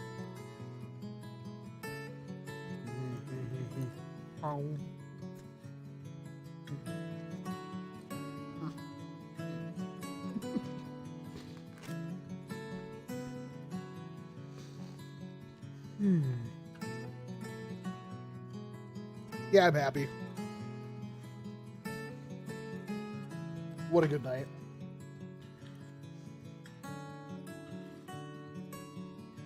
Now I just bust in the mini fridge, grab all the liquor, and then not remember why a thing's going to show up tomorrow.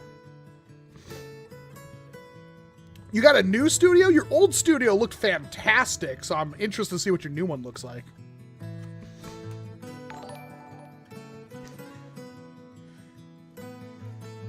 I ain't a fan of sushi. Well, that's a shame. It's literally my favorite thing. I could eat it for every meal of the day, every day, all day.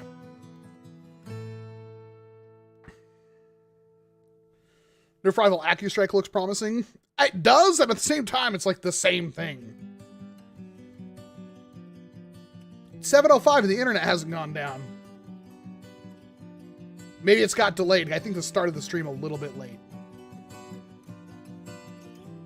Or it's fixed itself randomly again. That's happened before.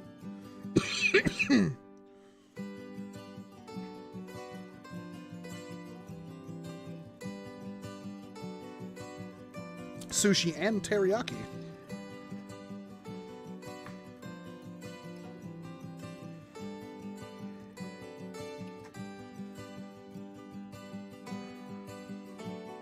They completely changed how they do their to-go.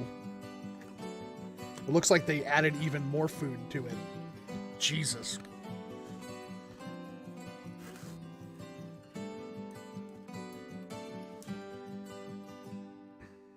You see that stream? Oh, look at how perfect that is. Look at that.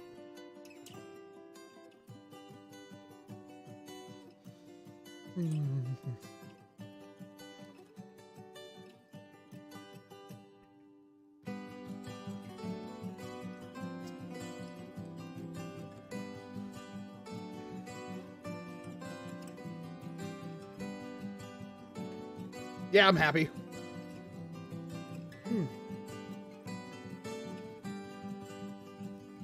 I wish I lived in a neighborhood to just quote unquote get fiber, but nope.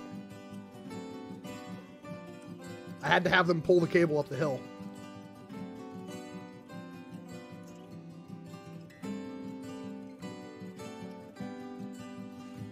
Soldering is not hard to do, Richard. Watch a YouTube video. It's honestly pretty easy. People make soldering seem a lot more difficult than it actually is.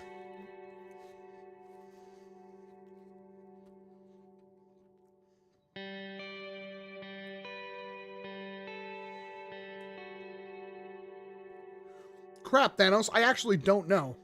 I'll have to ask the wife. I don't remember. It's been one hell of a year.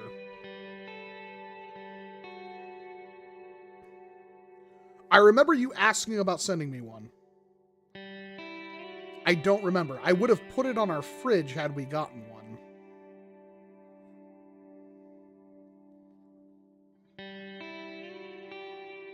In your opinion, what's the best Dart Blaster ever made? Probably the Pew Pew. That thing's just way too good.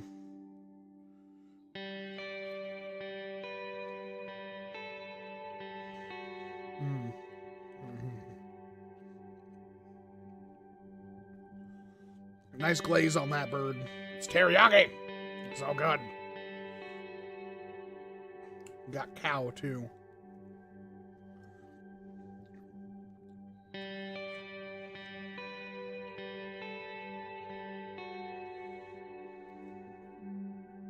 A Nexus Pro muzzle brake can fit on the green NERF secret shot and work. Well, that's new. I can confirm it isn't that hard, but when I was a kid, I touched the tip of the iron and burnt my finger. Well, obviously the end of the iron's hot. I have burnt myself with a soldering iron, though, so I don't blame you.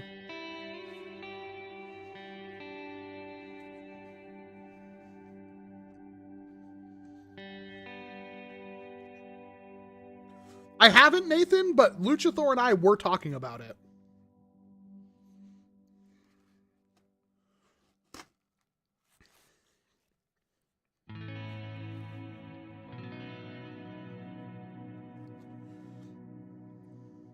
Well, thank you, Commander Wolf. Nice to see you. Thanks for coming out.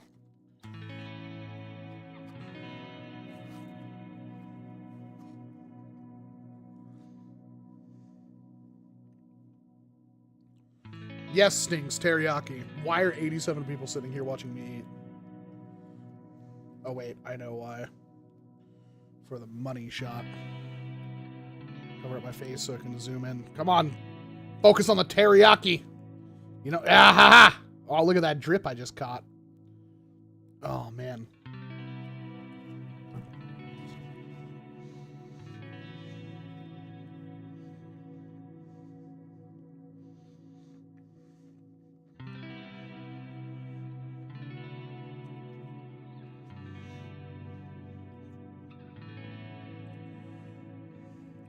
Is Lucha still here? I feel like we had plans for a tomahawk that never came to fruition.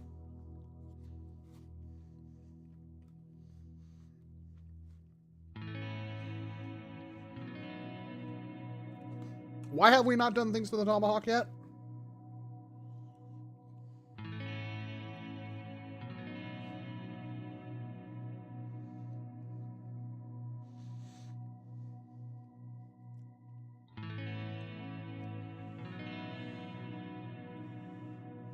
Nice one, Slater.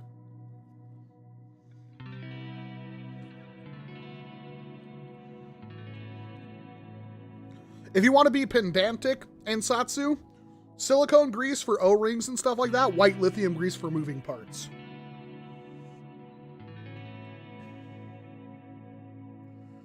This is a pretty good one. It's got all the nice little burnt ends on it. Look at that. That is peak chicken teriyaki.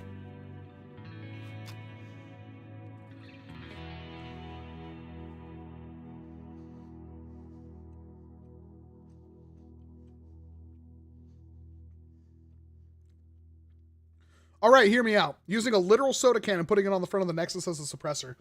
There's somebody who made 3D printed parts to use like any can that's like a similar like 12-ounce diameter or whatever you want to call it for a suppressor, faux suppressor kind of thing.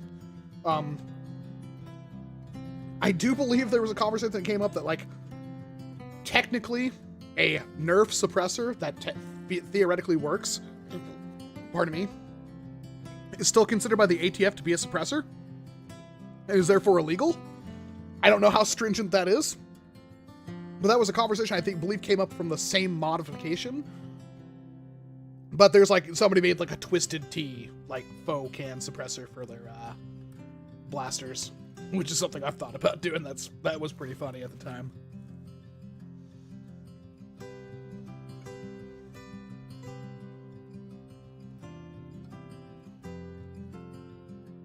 I didn't realize chopsticks have little holes in the ends. I have no idea what you're talking about. You made me look, so, I mean, you got me there.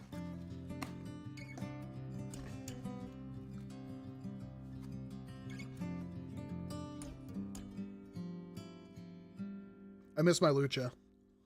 I had him over here for 2 weeks in a row, and now, without him, my life is so much less meaningful.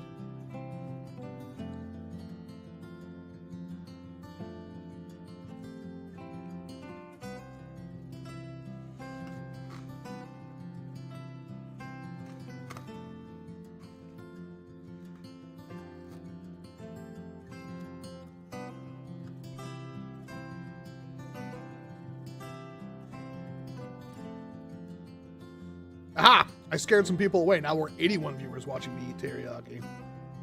They probably went to go get teriyaki.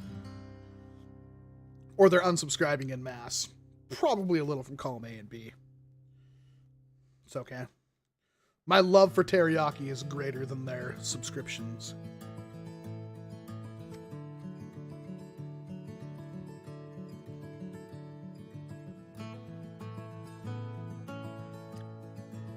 Your mom is the worst blaster ever made. Ah, there we go. Let's just scare a couple more people off.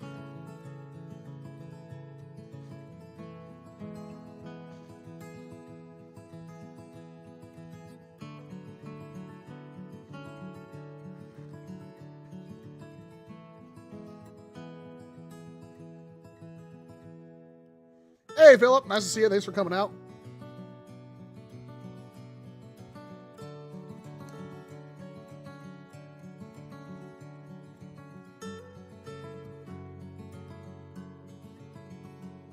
Would you recommend buying Nerf blasters from Amazon? Amazon has like the easiest return policy ever.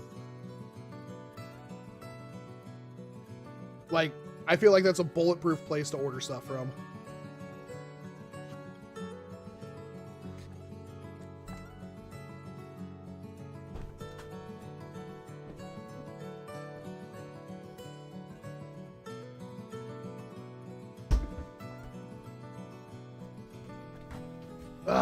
Darn it, Lucha. We're going to have to make another Perrier run.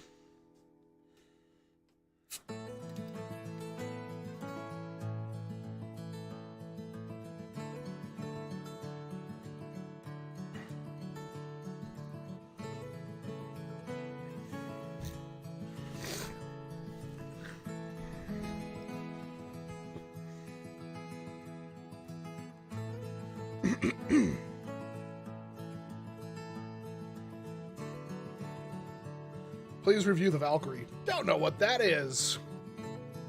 What's the best Nerf branded blaster? The Jolt. If there's a Whole Foods nearby. I'm not rich enough to live in a place that has a Whole Foods nearby. That's right, Amazon owns Whole Foods. I forgot about that.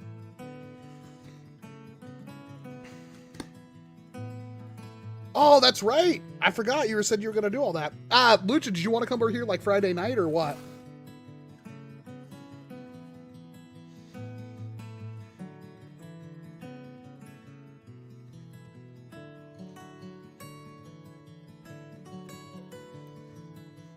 It's up to you.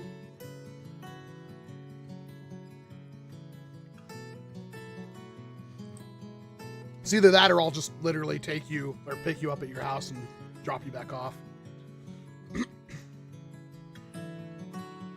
Slater, there's no amount of COVID that's going to kill an Amazon fulfillment center from showing up. You're not that lucky.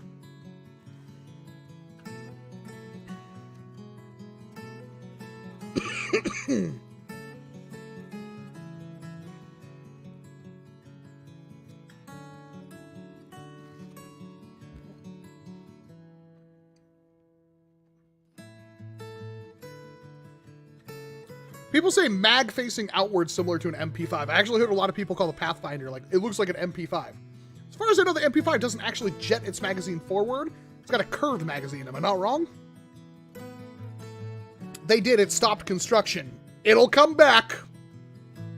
You are not lucky enough that they killed the Amazon fulfillment center that easily. I'm telling you, man. It's Amazon.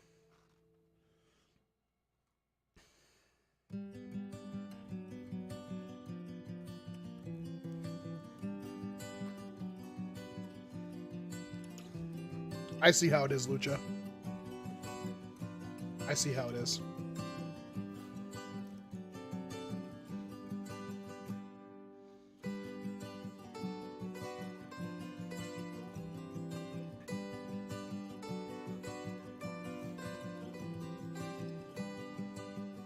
I thought the Dollar General was a meme. I went back to Ocean Shores. The only new building I've ever seen constructed in that town in the last 10 years, 15 years, was a Dollar General.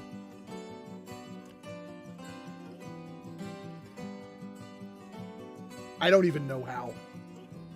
I was so confused.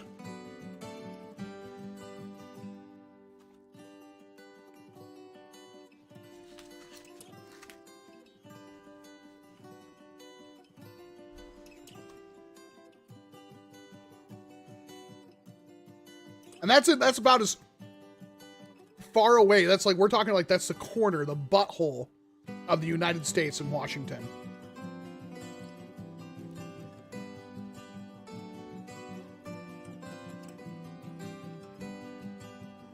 I know, right? I haven't seen the internet go down. Oh my God. Y'all check out this piece of chicken. Focus. Look at that piece of freaking chicken. Holy crap. Oh, no, no, no, no, no. Oh.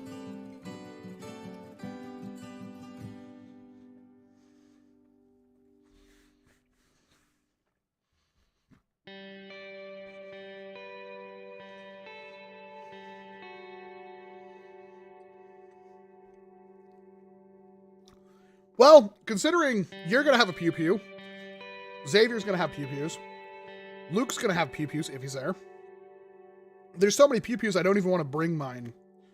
But I will probably bring the Challenger and the Phoenix Mark II.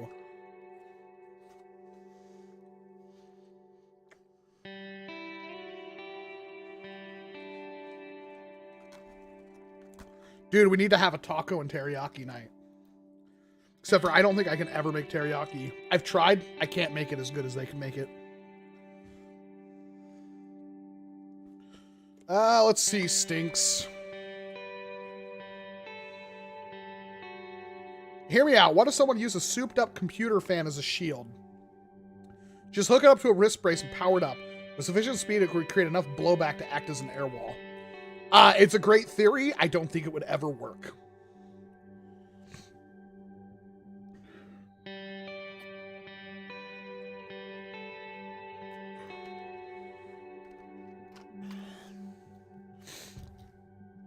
teriyaki tacos? Is that a thing? Can we do that? How many watch lists with teriyaki? That's a great stream for like, well, crap, we're going to be gone next weekend. Oh yeah, probably no stream next weekend, but a teriyaki taco stream, like I've got a griddle, or we can get a new griddle. Super! Mwah.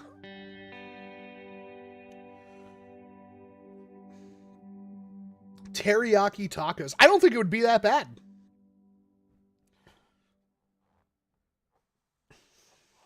I don't think it'd be that bad. Teriyaki tacos. That'd be a great stream. Because remember, now I can put the cameras, microphones anywhere we want. I have to go to the restroom. Oh my god, I have to go to the restroom. How do I do this in a convincing way? Should I just like try to put on like an old YouTube video or something of mine?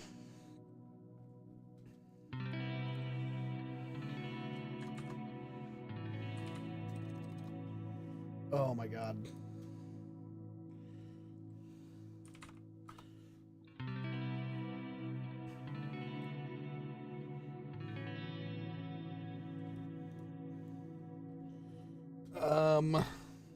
Turn on that mode.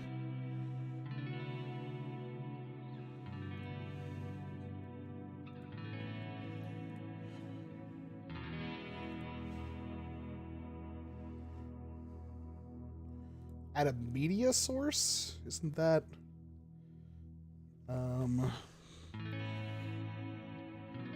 video capture?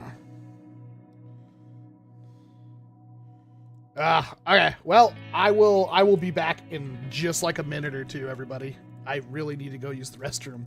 I will be right back.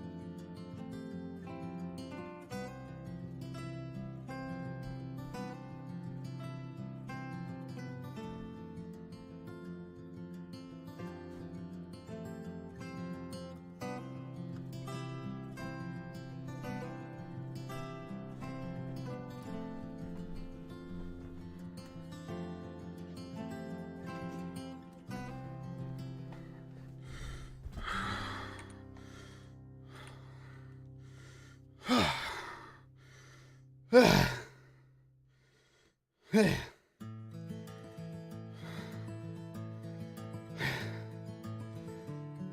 my best.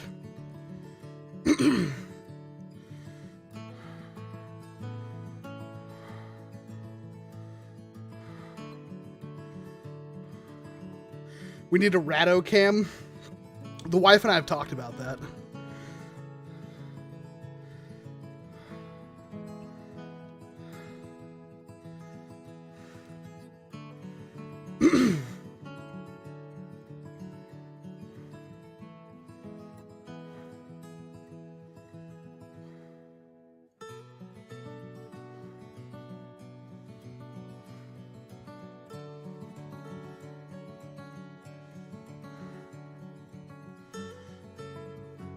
Oh God, I thought you hot mic'd it too hard. What?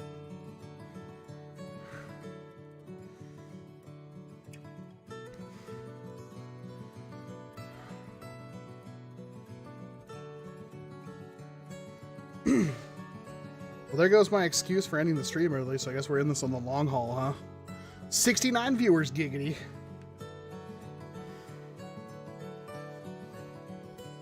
I have one last piece of sushi. Yes. Oh, the camera just shut off. Are you joking? Are you joking right now? Oh, why?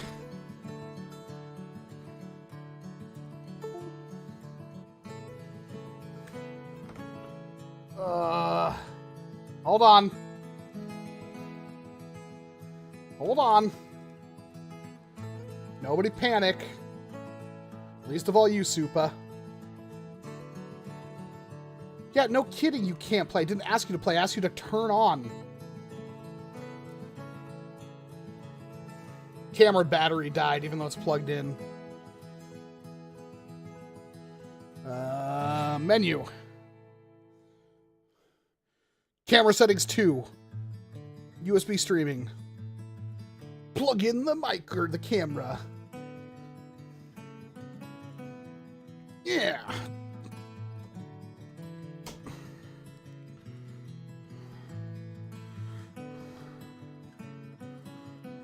It's the standby. Oh.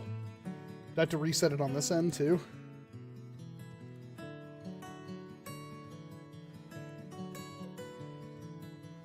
Hold on. Deactivate. Activate. There we go. And then go back to that. Aha! We did it live! Oh, I left my piece of sushi, like, in the worst spot. Oh, man.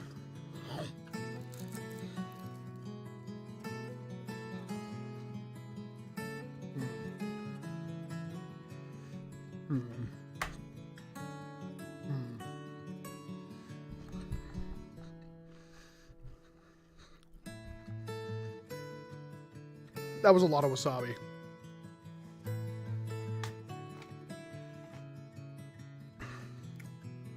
Yeah, so I'm not sure why I'm not. I'm using this camera, and I'm not using the Elgato. So, if I was using the Elgato, that wouldn't have happened.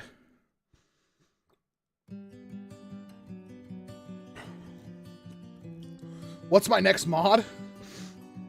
Man, I have no clue. I do have a table now for it. We have worked on a couple of things on it. Noticeably the Eagle Point. And then the Saturn. So. But I haven't really thought about doing any actual mods on it. I haven't really had the time. Videos take a long time to make.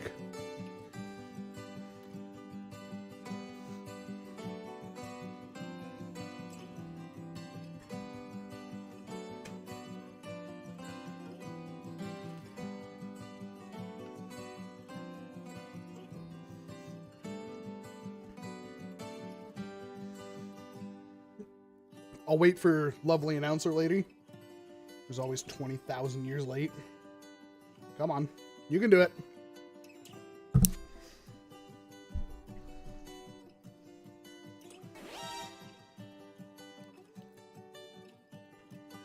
Hey Wallcom, glad to catch another stream. I saw someone working on a ammo indicator, a color changing light, instead of ammo counter. Was wondering how viable that was. IDK if they're easier. I don't think that would be easier. Maybe if it was based off weight, like in a hopper. But is that viable? Yeah, I think that would be viable.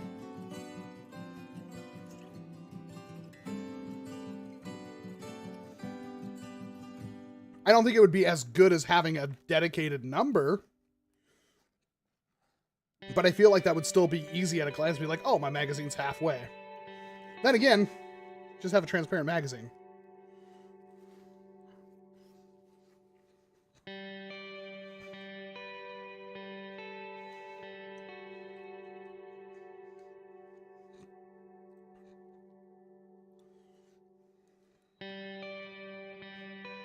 Thank you very much for the $10, though, Cameron Jones.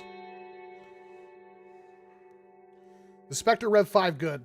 Not really. Have a good night, my.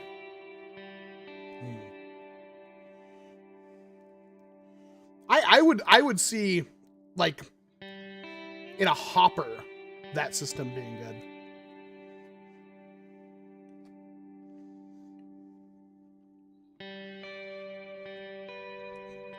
Like in a Prometheus, since it already has a light on it.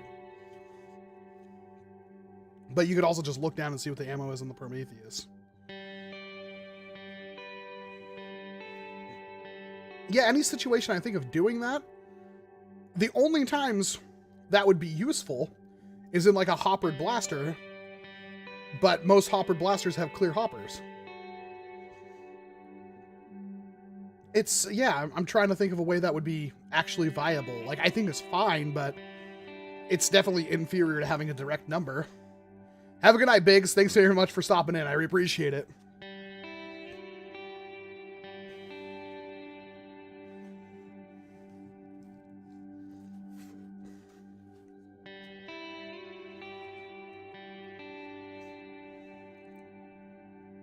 See, in a magazine, it makes less sense to me.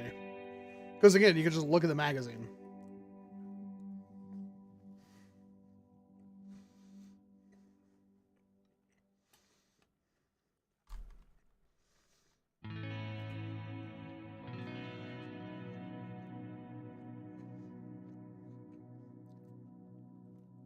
There are mods I want to do, Philip. I just don't know when I'll get to them. Love you, Thanos. Thank you very much for stopping by. Yeah, it's late on the other side of the world.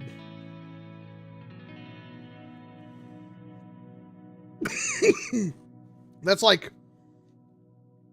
That's why live streaming at like 8 a.m. is always a good idea, because it's like usually acceptable time everywhere.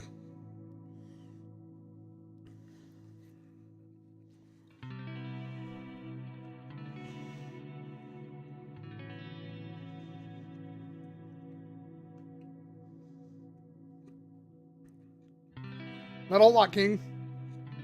Sitting here, eating sushi and teriyaki. Kind of living life.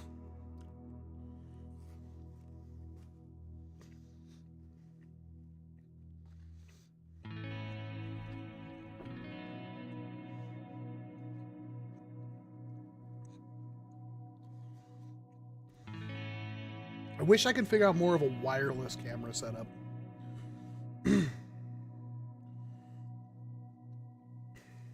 Elgato needs to make like a Elgato Cam Link that's wireless.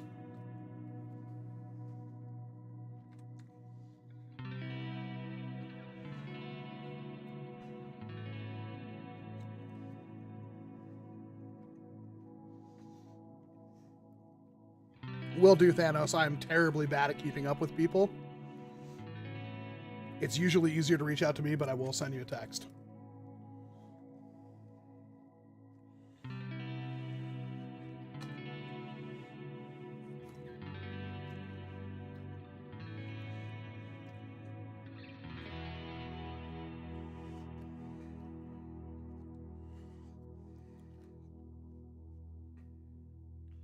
Warden mod guide would be installed into a trash can.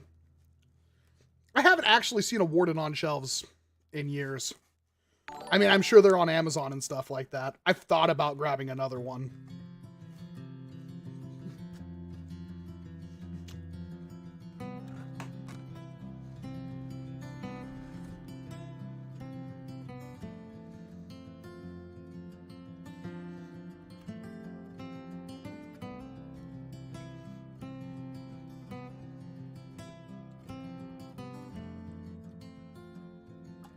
He a thirsty boy. Have a great one, Thanos.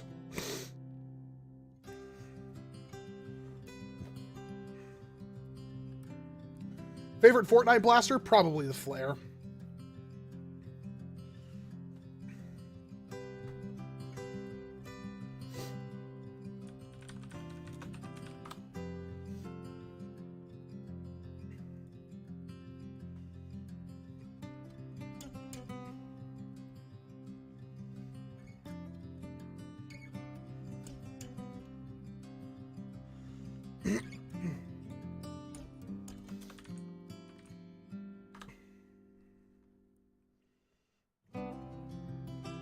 Logitech makes a wireless webcam now, but it is dumb expensive.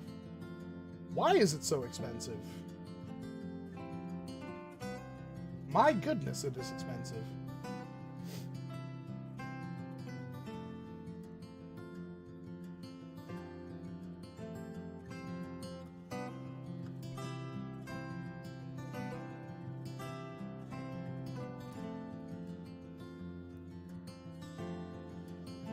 Yeah, Austin, I'm sure it's on Amazon. I might pick one up just to have one.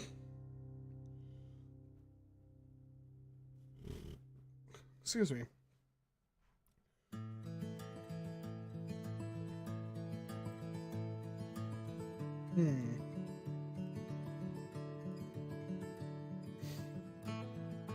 This camera used to be able to stream wirelessly, but is at like 15 frames a second. Now it doesn't seem to do it at all.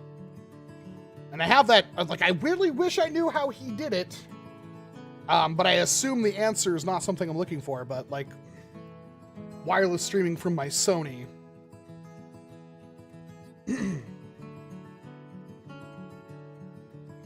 So, teriyaki taco stream in the future?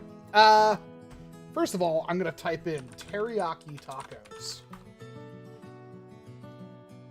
Damn it, it's a thing people have done. I still want to do it. Yeah, when do you want to do this, Lucha? Obviously next weekend is full.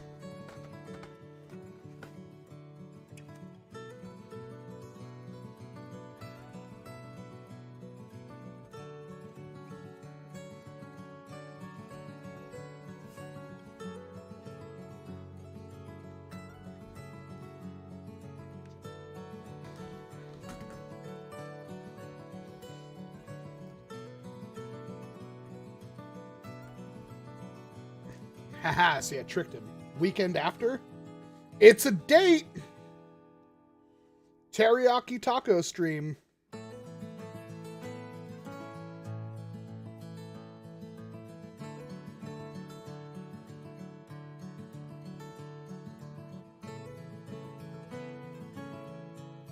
I'll just save some of the chicken I already have and then I'll marinate it the night before. Why is a NERF channel doing a teriyaki taco stream? Because we can.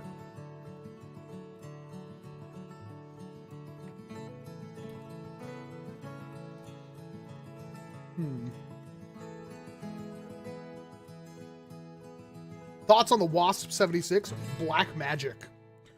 I'm actually really interested in that. But, as I said, I'm getting the, I'm almost certain, unless Monkey Mouse is trolling me, my Challenger is going to be here Monday.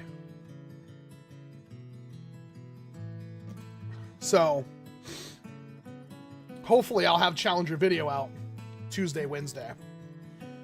Depending on how ambitious I want to get. So, that will be, that'll be spicy. I'm actually really interested in the Challenger. Psych did a video on the Challenger. I think mine is fundamentally different than his because it's like the monkey mod, whatever. Oh my god! Sorry, I just saw that Summoning Salt uploaded an hour ago. That's 54 minutes long. Whoa! Saw super punch out. Ooh, that's gonna be good. I'm gonna watch that later. I'm a little worried because it is supposed to be a fundamentally different blaster internally than the one that Psych got, I think. But it's supposed to hit, I think, anywhere from like 170 to 190.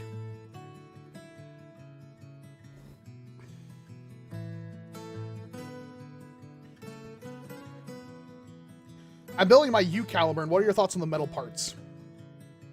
I mean, I used to think the metal catch was important. I don't know if it still is. I have a set that I haven't ever used. So, yeah, I'm not quite certain. I don't think you need them anymore. I think it's been designed well enough that you don't need it. Love you, Slater. Take care of yourself. Talk to you soon.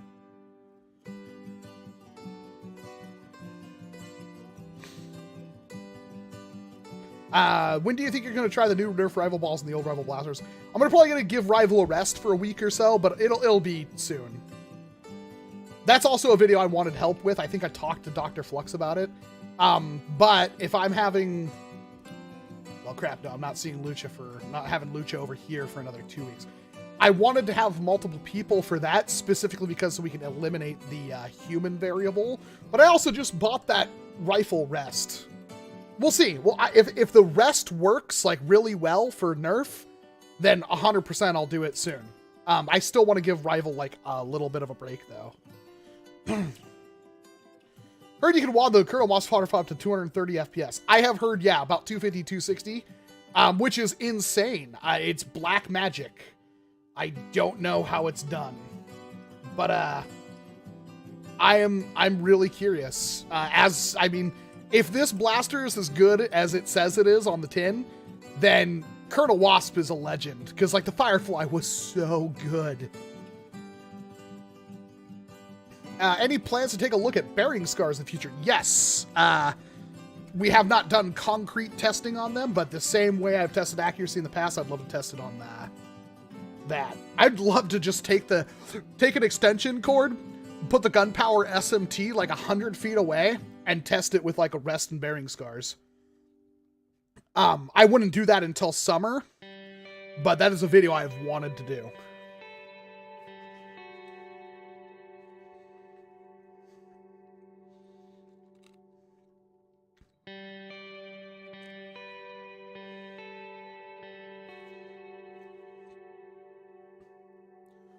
I'm still uncertain about the future of bearing scars, but from what I've seen, they look pretty good.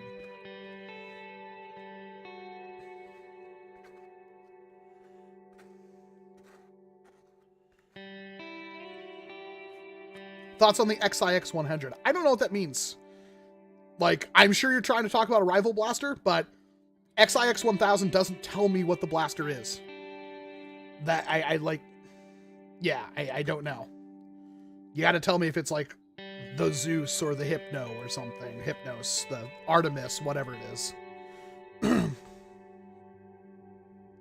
What would you do to make some of the old blasters better if they were ever brought back?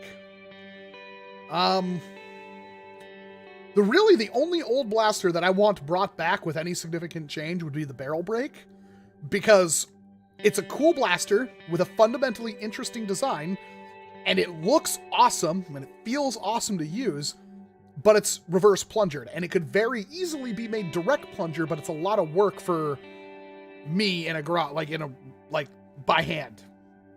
You're talking about fundamentally like gutting everything and building a new blaster as is, where for Hasbro wouldn't be that hard. So I wish Hasbro would make the barrel break again, and I don't know why they haven't. It bothers me. They haven't. The barrel break is one of the closest things we've ever had to actual breech loading. Because the barrel break, you shove the darts into the barrel and then push the barrel back in. That was actually using a breech to an extent. But again, Hasbro has just forsaken us. What ended up being the issue with the auto-priming red long shot? Last time I checked, Flux had it working. I had asked him, he wanted to do a video on it, and I said I had planned to upgrade the blaster. So I gave him all the parts, bless his heart, and he did the video, but he didn't seem to understand why I gave him a whole complete new set of internals, because he used like 3 pieces and then gave it back to me. He's like, yep, it's all upgraded, ready to go, it works. And I'm like, you didn't swap out the plunger tube, the trigger, the catch with like the roller trigger and stuff I had all. He's like, oh, I didn't know why you gave me all that. I'm like, well, you said you were going to upgrade it for me. He's like, yeah, I put a couple of parts in. I'm like, it's okay, buddy. So I have to tear it back apart, and I just haven't done it. But as far as I know, last time I had it up, it worked. Talking about the Jupiter. Jupiter's okay. I haven't ever taken mine out of the box. I like Toluchas.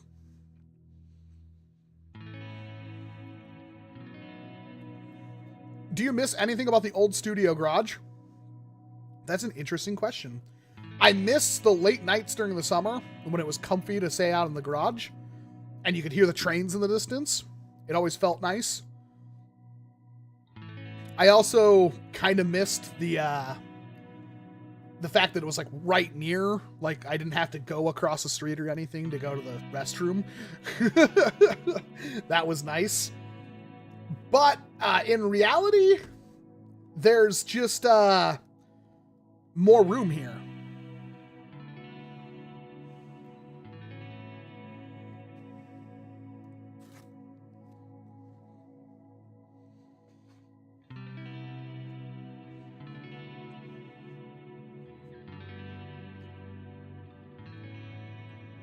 Why don't you like airsoft?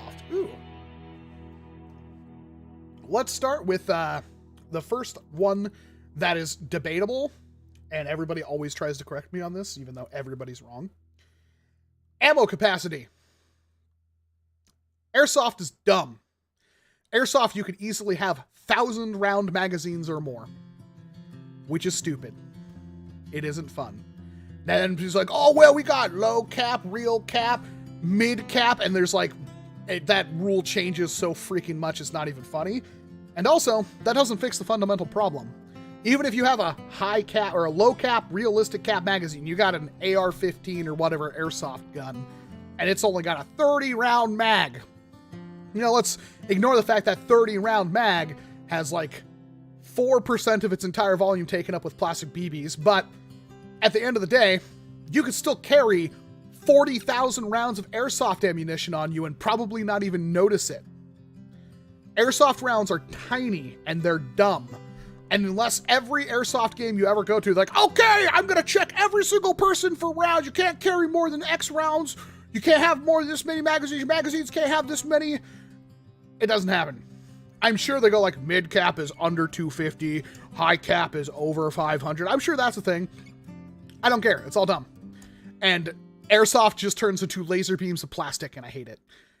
2, mostly, this is also a problem that I have with it, is that it's very unsatisfying to shoot.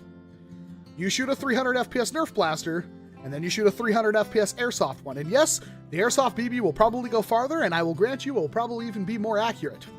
But I guarantee you that Nerf dart's going to feel a lot more fun to shoot. And I know that for a fact because I have literally a 300 FPS airsoft rifle.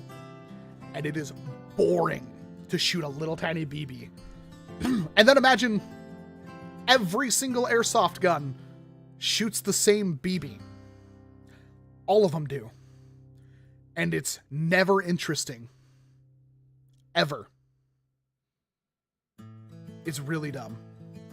So, specifically, those are like my 2 fundamental problems. That doesn't even get to the actual, like, I don't really like milsim all that much. A lot of the people who play airsoft seem to be at least outwardly aggressive. That's not everybody. And I've seen plenty of games where people are super civil, and I've seen plenty of games where people are downright horrible. It's neither here nor there. But I don't really mesh well with that kind of community, although I'm sure there are airsofters that don't like those people either. But since it's a bigger community, there seems to be more of those kinds of people in it. And I don't really care for it. I also like the underlying flaws of foam darts. I love how hard it is to get a foam dart to go a significant distance at a significant accuracy. And I also love the metagame where you can, at certain distances, dodge foam darts rather easily, because they're such large, obvious projectiles. That's part of the game. NERF is fun. If I wanted to blow all my money on airsoft, I could. I could buy the best airsoft guns in existence. I don't care because it's boring. And don't even get me started on paintball. I think paintball is objectively the worst. It's like the worst of both airsoft and NERF put together. Do you ever go back and look at the walk-on from S7 from 7 years ago and thought about how much you evolved? Not really. I'm not that much nostalgic, but it is amazing how long I've been doing this. Would you like to improve or revive the old Glow Strike line? Blasters like the Firefly. Wasn't that like literally the only blaster, unless you count the literal End Strike Glow Strike, that one weird not jolt they did?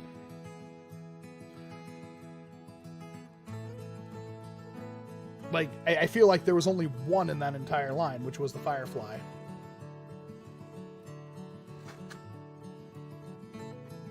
And then everything after that had Firefly technology built into it.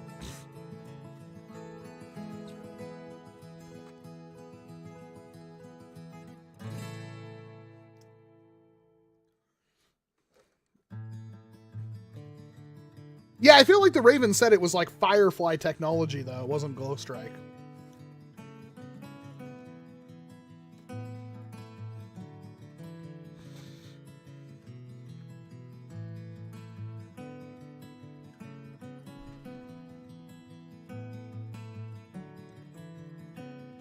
Vaguely homely.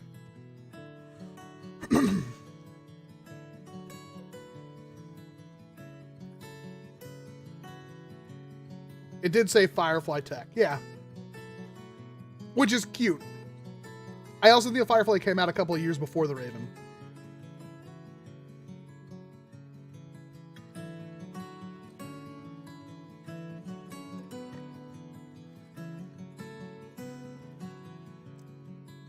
And I forget about the Lumatron all the time. You are totally right.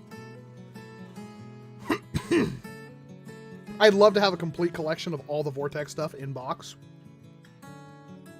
I mean, reasonably, I'm kind of close.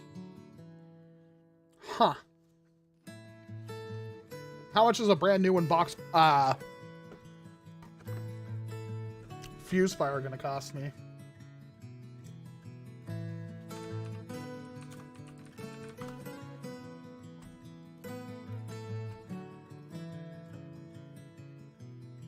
See all buying options. That is a lot of money.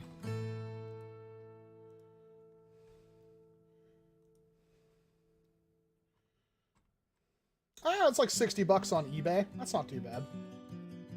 It's bad, but it's not that bad. Is the Revoltinator literally $100 now? Dang it. I gave away my Revoltinator, and I was gonna buy another one and never did.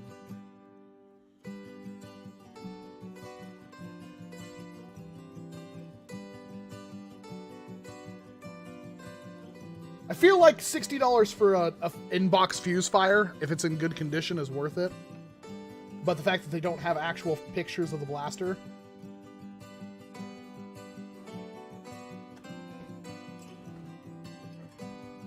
Which worries me.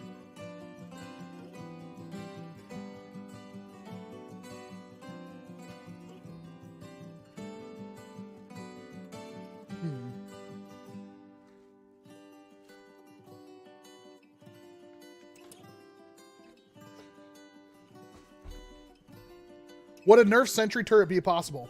It's been done multiple times. I think even Linus Tech Tips did a video on one. Favorite non-NERF blaster? Adventure Force Conquest, probably, right now.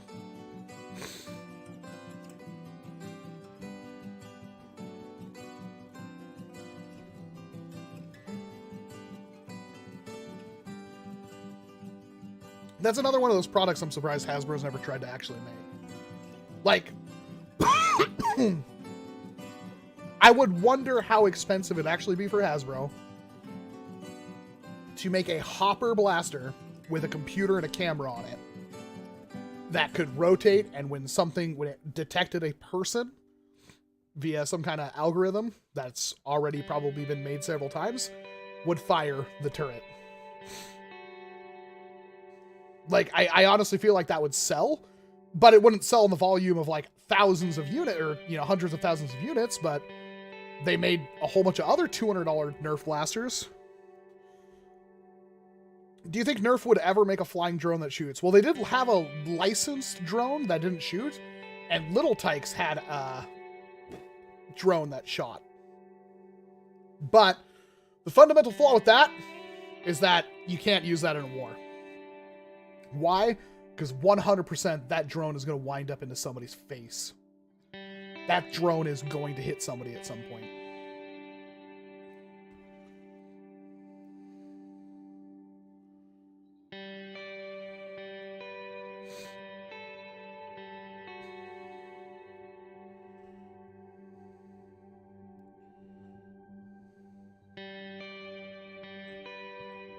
Now I'm eyeing this fuse fire. Nope, not today.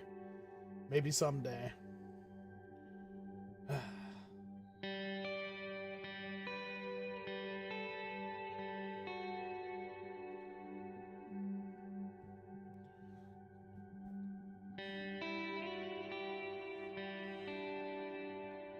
Got my wrecked journey mail today. I think it's hitting a little hot. Average of 176.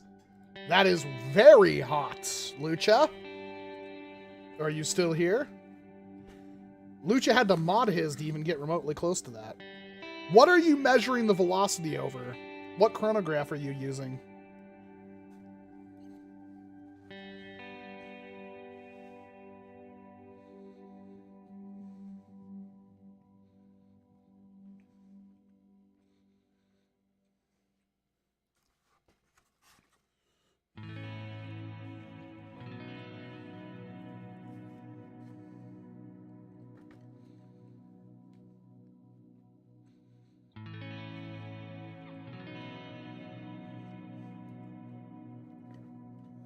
I do feel you're right, Lucha.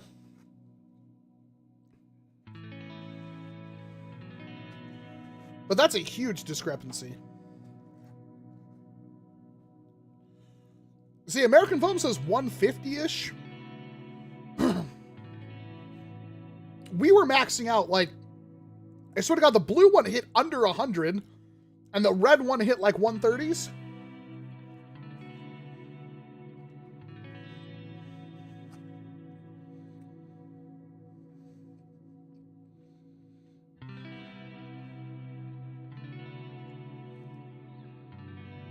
I don't doubt they could hit that.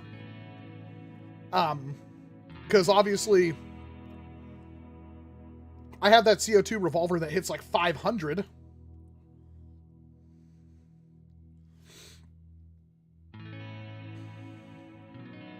That's insane, Stefan. That's actually really high.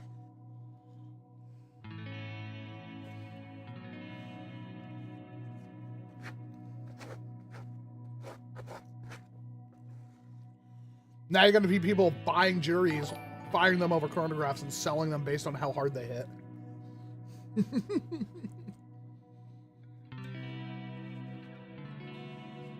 Wrecked jury, $50. Wrecked jury confirmed to shoot over 150 FPS, $70.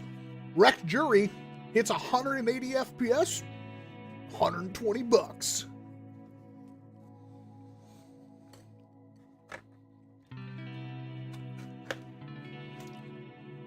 Do you have the Air Warriors Predator?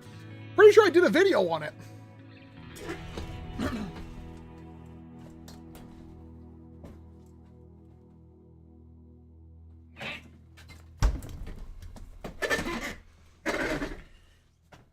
Stupid piece of cardboard.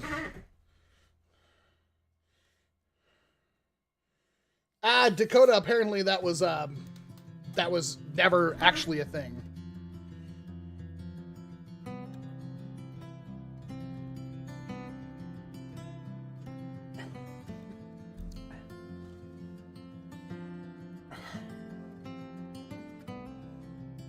Smoothie time.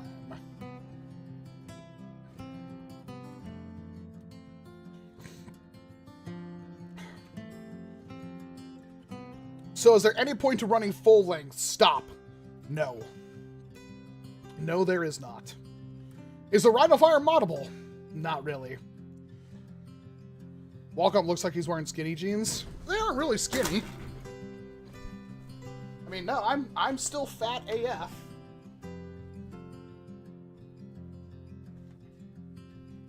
They're not skinny. Walrus belly.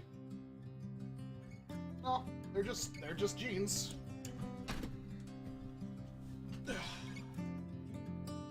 They're just jeans. What the hell is... Piece of cardboard.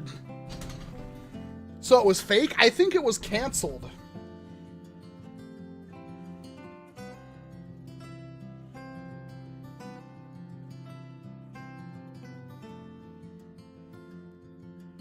Wasn't the Predator the drunk review?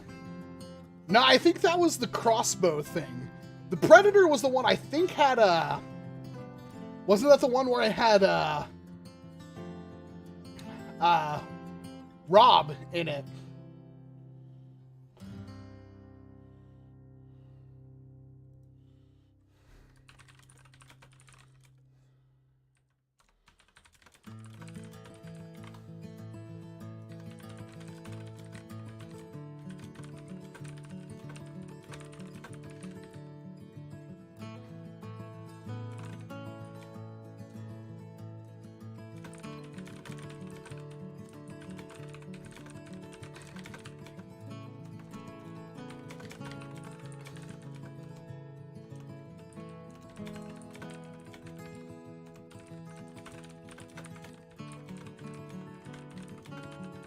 Sorry, I had to answer that meme.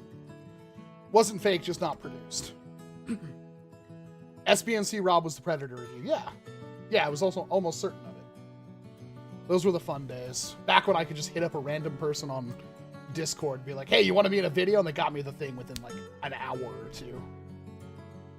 I like how there's a Jigglypuff. There's supposed to be several.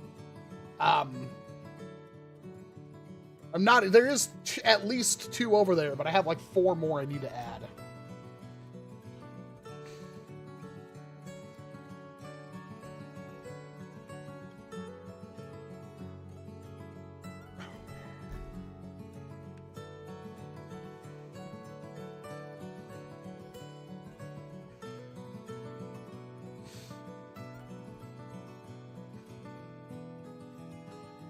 That was such a funny day.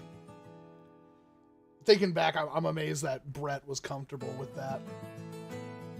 Because, basically, what was it? We had everybody over. We went to go get tacos or burritos. And Lucho was like, let's get some beers. Because it was hot out. It was like 98, 99 degrees or something like that. Maybe even hotter. So we got literally like a 24-pack or whatever. Like a big block of bottles of Rolling Rock. And I swear to you, I had like 9 of them in a half hour. And then we decided to shoot a video. And what you're seeing is me basically starting to become super drunk. It was a great day. It was a great day. I really don't remember much of that video. Or that whole day. It was fun. I know I had a good time.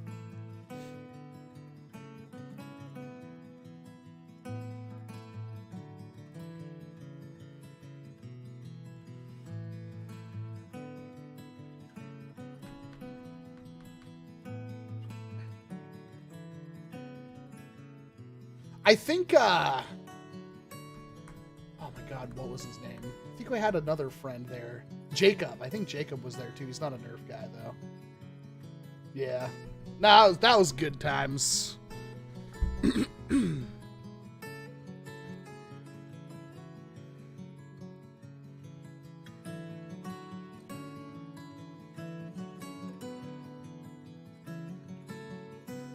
I look forward to hopefully many nice hot summers with relaxing fun with friends this year. I'm really hoping.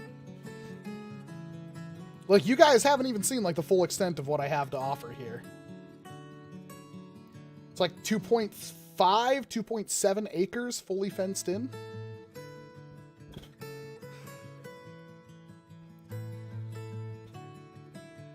And hey, I'd even have to ask, my neighbor put up a fence. They probably are terrified of me, so now I don't have to about worried, like, the one neighbor I have about getting darts in their yard. They have a fence that goes through their entire property now. So, yeah, I'm excited. I think we could have some really fun wars here. I'm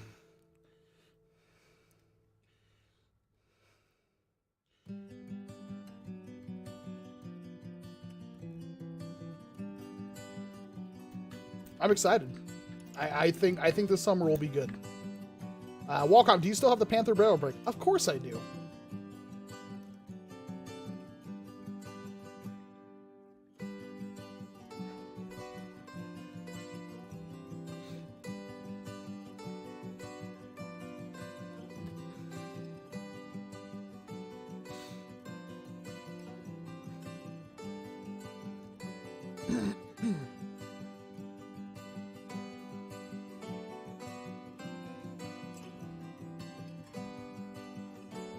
Should I get a Spectrum? I mean, if they're literally on store shelves near you, sure.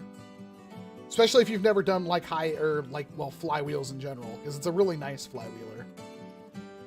A Strife is still technically better for modding, but you're gonna have to make it up there someday. I would be so ecstatic.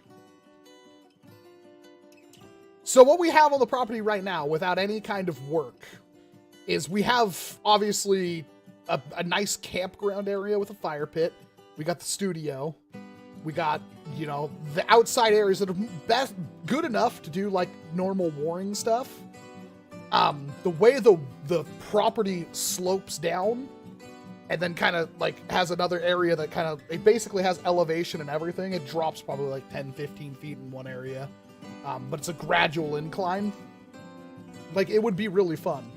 The issue I would have is that when summer comes back, or I guess spring, it's going to start to get a little weedy, and that's going to make dart recovery pretty hard, especially with things like blackberries and stuff all over the place. And I'm not sure how well we're going to be able to keep that in check. It's not like I can spend, you know, hours every week doing, you know, yard work. But we have a lot of room to do, like, decent outdoor Nerf war stuff. Especially since we have buildings on the property and we have a lot of cleared area already. The places that are untapped are the places that are, like, right over here. Like, that's a good, like, probably third of the property that's just, like, hasn't been touched. And it's basically a field, and then it slopes down into a tree line. How's the magic dart holder thing holding up? I see it on the table reviews. I need to do the video on that. I filmed, like, the whole, like, putting it together, but it wasn't a very engaging video, so I was going to use it as B-roll. And then it's like, I tried to shoot the video once, and I just wasn't into it. Mine works great. It works really good. I do want to do the video on it, hopefully soon. I feel bad because Ezekiel keeps sending me stuff and I keep not doing videos on it. And it's not because I don't like Ezekiel. It's just like, it's just a hard thing to kind of do a video on. Because it's like, really, how much of a video can you get out of something like that? I do have, I think I saved the footage of me loading all the magazines and then doing, we did a 430 or whatever dart dump using pew-pews. But that was before we figured out that you can turn a setting on the pew-pew in order to get it so it doesn't stop firing. Because stock, the pew-pews will only fire, it says 15 darts. And then the pew-pew will automatically stop. And the problem with that is I'm not quite certain, but like most magazines are slightly over 15. And so what we were doing is we had both pew-pews, and I basically just had to go burt, burt, burt, burt, and then just basically alternate between them because we were worried about overheating anything. But I'm not sure if I saved the footage from that day. It was, what, we got the pew-pews in like October, I feel. So it's been a while. But we did do 430 darts, like non-stop. And I've filled every magazine using that magic dart loader. So if you're looking at getting one, yeah, I would recommend it. It's fun. Is it a necessary thing? No. I haven't had, I've probably filled 100 magazines with it in its lifetime. Haven't had any issues whatsoever yet. You do have to kind of go rhythmically. If you go too fast, it tends to jam darts. So, but it is nice when it works. Gecko, Fire Rat, Dart Zone Mark II, and other, and for what reason? I haven't had experience with the Zinc yet, and I haven't had experience with the Scamp. And those two are in the same kind of framework. So I can't talk about them. Everybody tells me that the Zinc is really good. I've never even touched one. So if I have to go off based off what I have, the Fire Rat is kind of the standout because if it is literally $50, I think Monkey Mods has them in stock now. If it is like $50, it basically can't be beat. That's the problem. Because it's like, it's injection molded. It's nicely done injection molding. And even if you have to like fiddle it back together, it's not worth paying triple, you know, for a 3D printed one, unless you want to support a content creator. Pardon me? All this Perrier isn't working for keeping me non-burpy. I'll type in Fire Rat, see if it comes up. I'm almost certain they added it recently, but I didn't see what their price was. It's kind of hard to just like, it's such a good blaster. It's out of stock, but it was $50. Yeah. Man, the Monkey Mods, they're on fire. They are struggling to keep stuff in stock. Who, they got a holster? Metal piston? You wouldn't want that. Metal trigger, you may want that. Metal slide? That sounds rad. Alright, there's parts I want. And a 16 centimeter Brawler. Honestly, like, it's out of stock right now, but if it comes back in stock soon, like, the Fire Rat for $50 is just hard to beat. It really is. I like the Gecko more, because the Gecko has more expandability, but the Fire Rat's just so good. I'm not sure if there's a grip-fed Springer Tachi compatible pistol yet. I don't think there is either. I don't think any of the current options will work.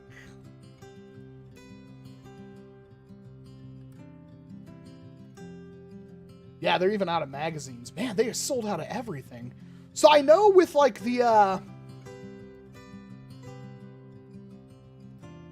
I know with the Challenger they only got they didn't get very many is what I'm gonna say. I don't know if I want to reveal the actual numbers, but they told me they get a certain amount and they hold on to a couple of extras, and I managed to get one of the extras, but I had to buy it.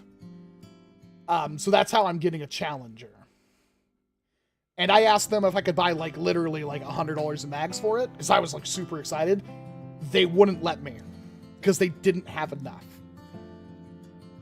But they obviously sold out of all of them, which is super cool for Monkey Mods.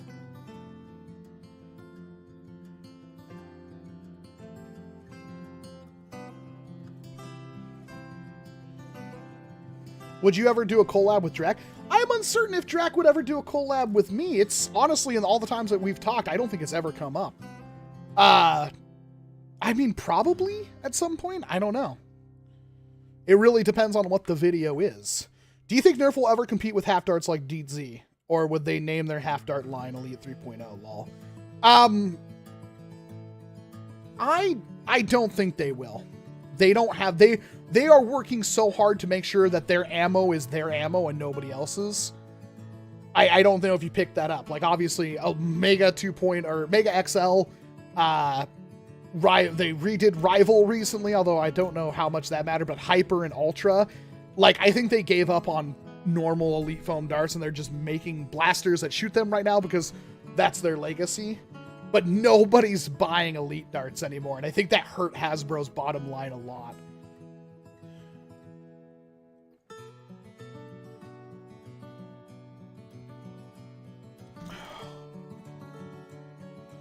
Just occurred to me that you were talking about being a fan of Summoning Saw like way back during the stream. Yeah, That's what I was saying. They uploaded a video recently.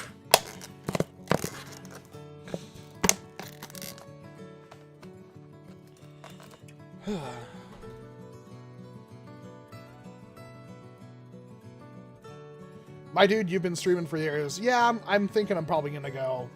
It's getting a little cold up here, so I'm probably going to call it.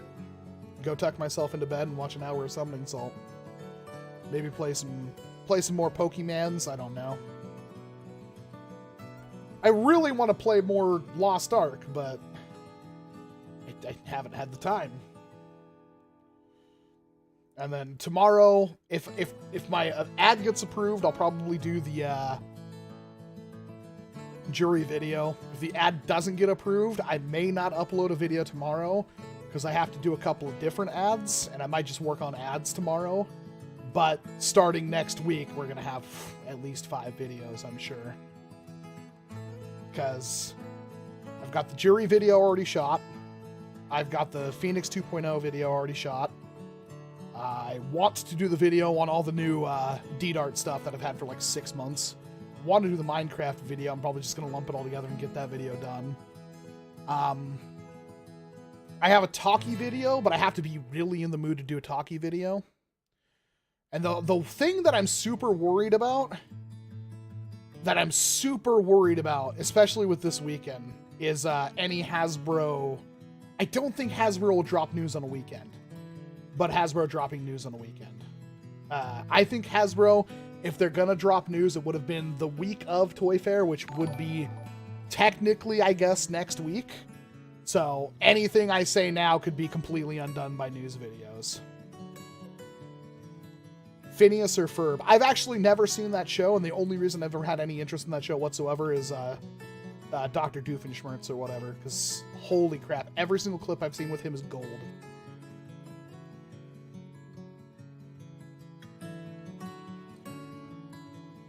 You're quite welcome, Mandalorian. It was nice getting to talk to you guys too.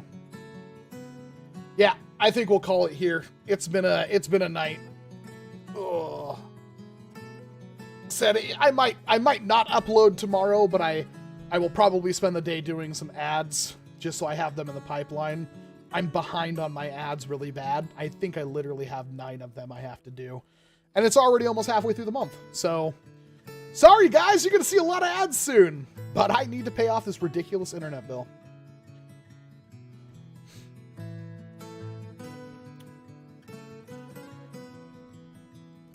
Alrighty. We'll say bye to everybody in the chats. And pay attention to my Instagram and stuff, because when I get that Challenger, I'm going to be doing a couple of quick videos there. Let's say bye to participants in the chat. Oh, wait, no, I have to restart the thing, because I haven't clicked on this tab in a while and chat's behind. Let me do my ending spiel. Thank you very much, Alien Sam 13, American Foam, Bendaroo, Bishop Gantry. Nice to see you. Thanks for coming out. Classic for Real, David Bullock, Fetching the Break, Ford's Workshop, Homely 665, Jeremiah Castro with a Nerf Roll Charger, Kakaru 5688, Lucha Thor 13, Mandalorian Perseus, Nightbot. Yes, I see you there, Nightbot. Don't you try to disappear, you beautiful little bot, you. Automatix, Parker D, Philip Crofts, Piranha Plants, Solanese, They Call Me Socks, and of course, Walcom S7. Thank you very much for joining me. We do these live streams every Saturday night, starting at 5 p.m. Pacific Standard Time. Yeah, 5. Yeah, it used to be 6, now it's 5. We will not be doing a stream next week. I will not be here. So, and it looks like we're going to be doing some kind of teriyaki taco stream the weekend after that to make up for it. So that should be fun. That sounds like a good old time. We'll see what happens there. As always, we'll have a lot more videos. Like I just said, I have a lot in the pipeline, so don't you worry if I don't upload tomorrow. We will have stuff Monday for sure. Thank you very much for joining me, and of course, I hope to see you in an entirely different live stream. Boom! Nailed it! Eh.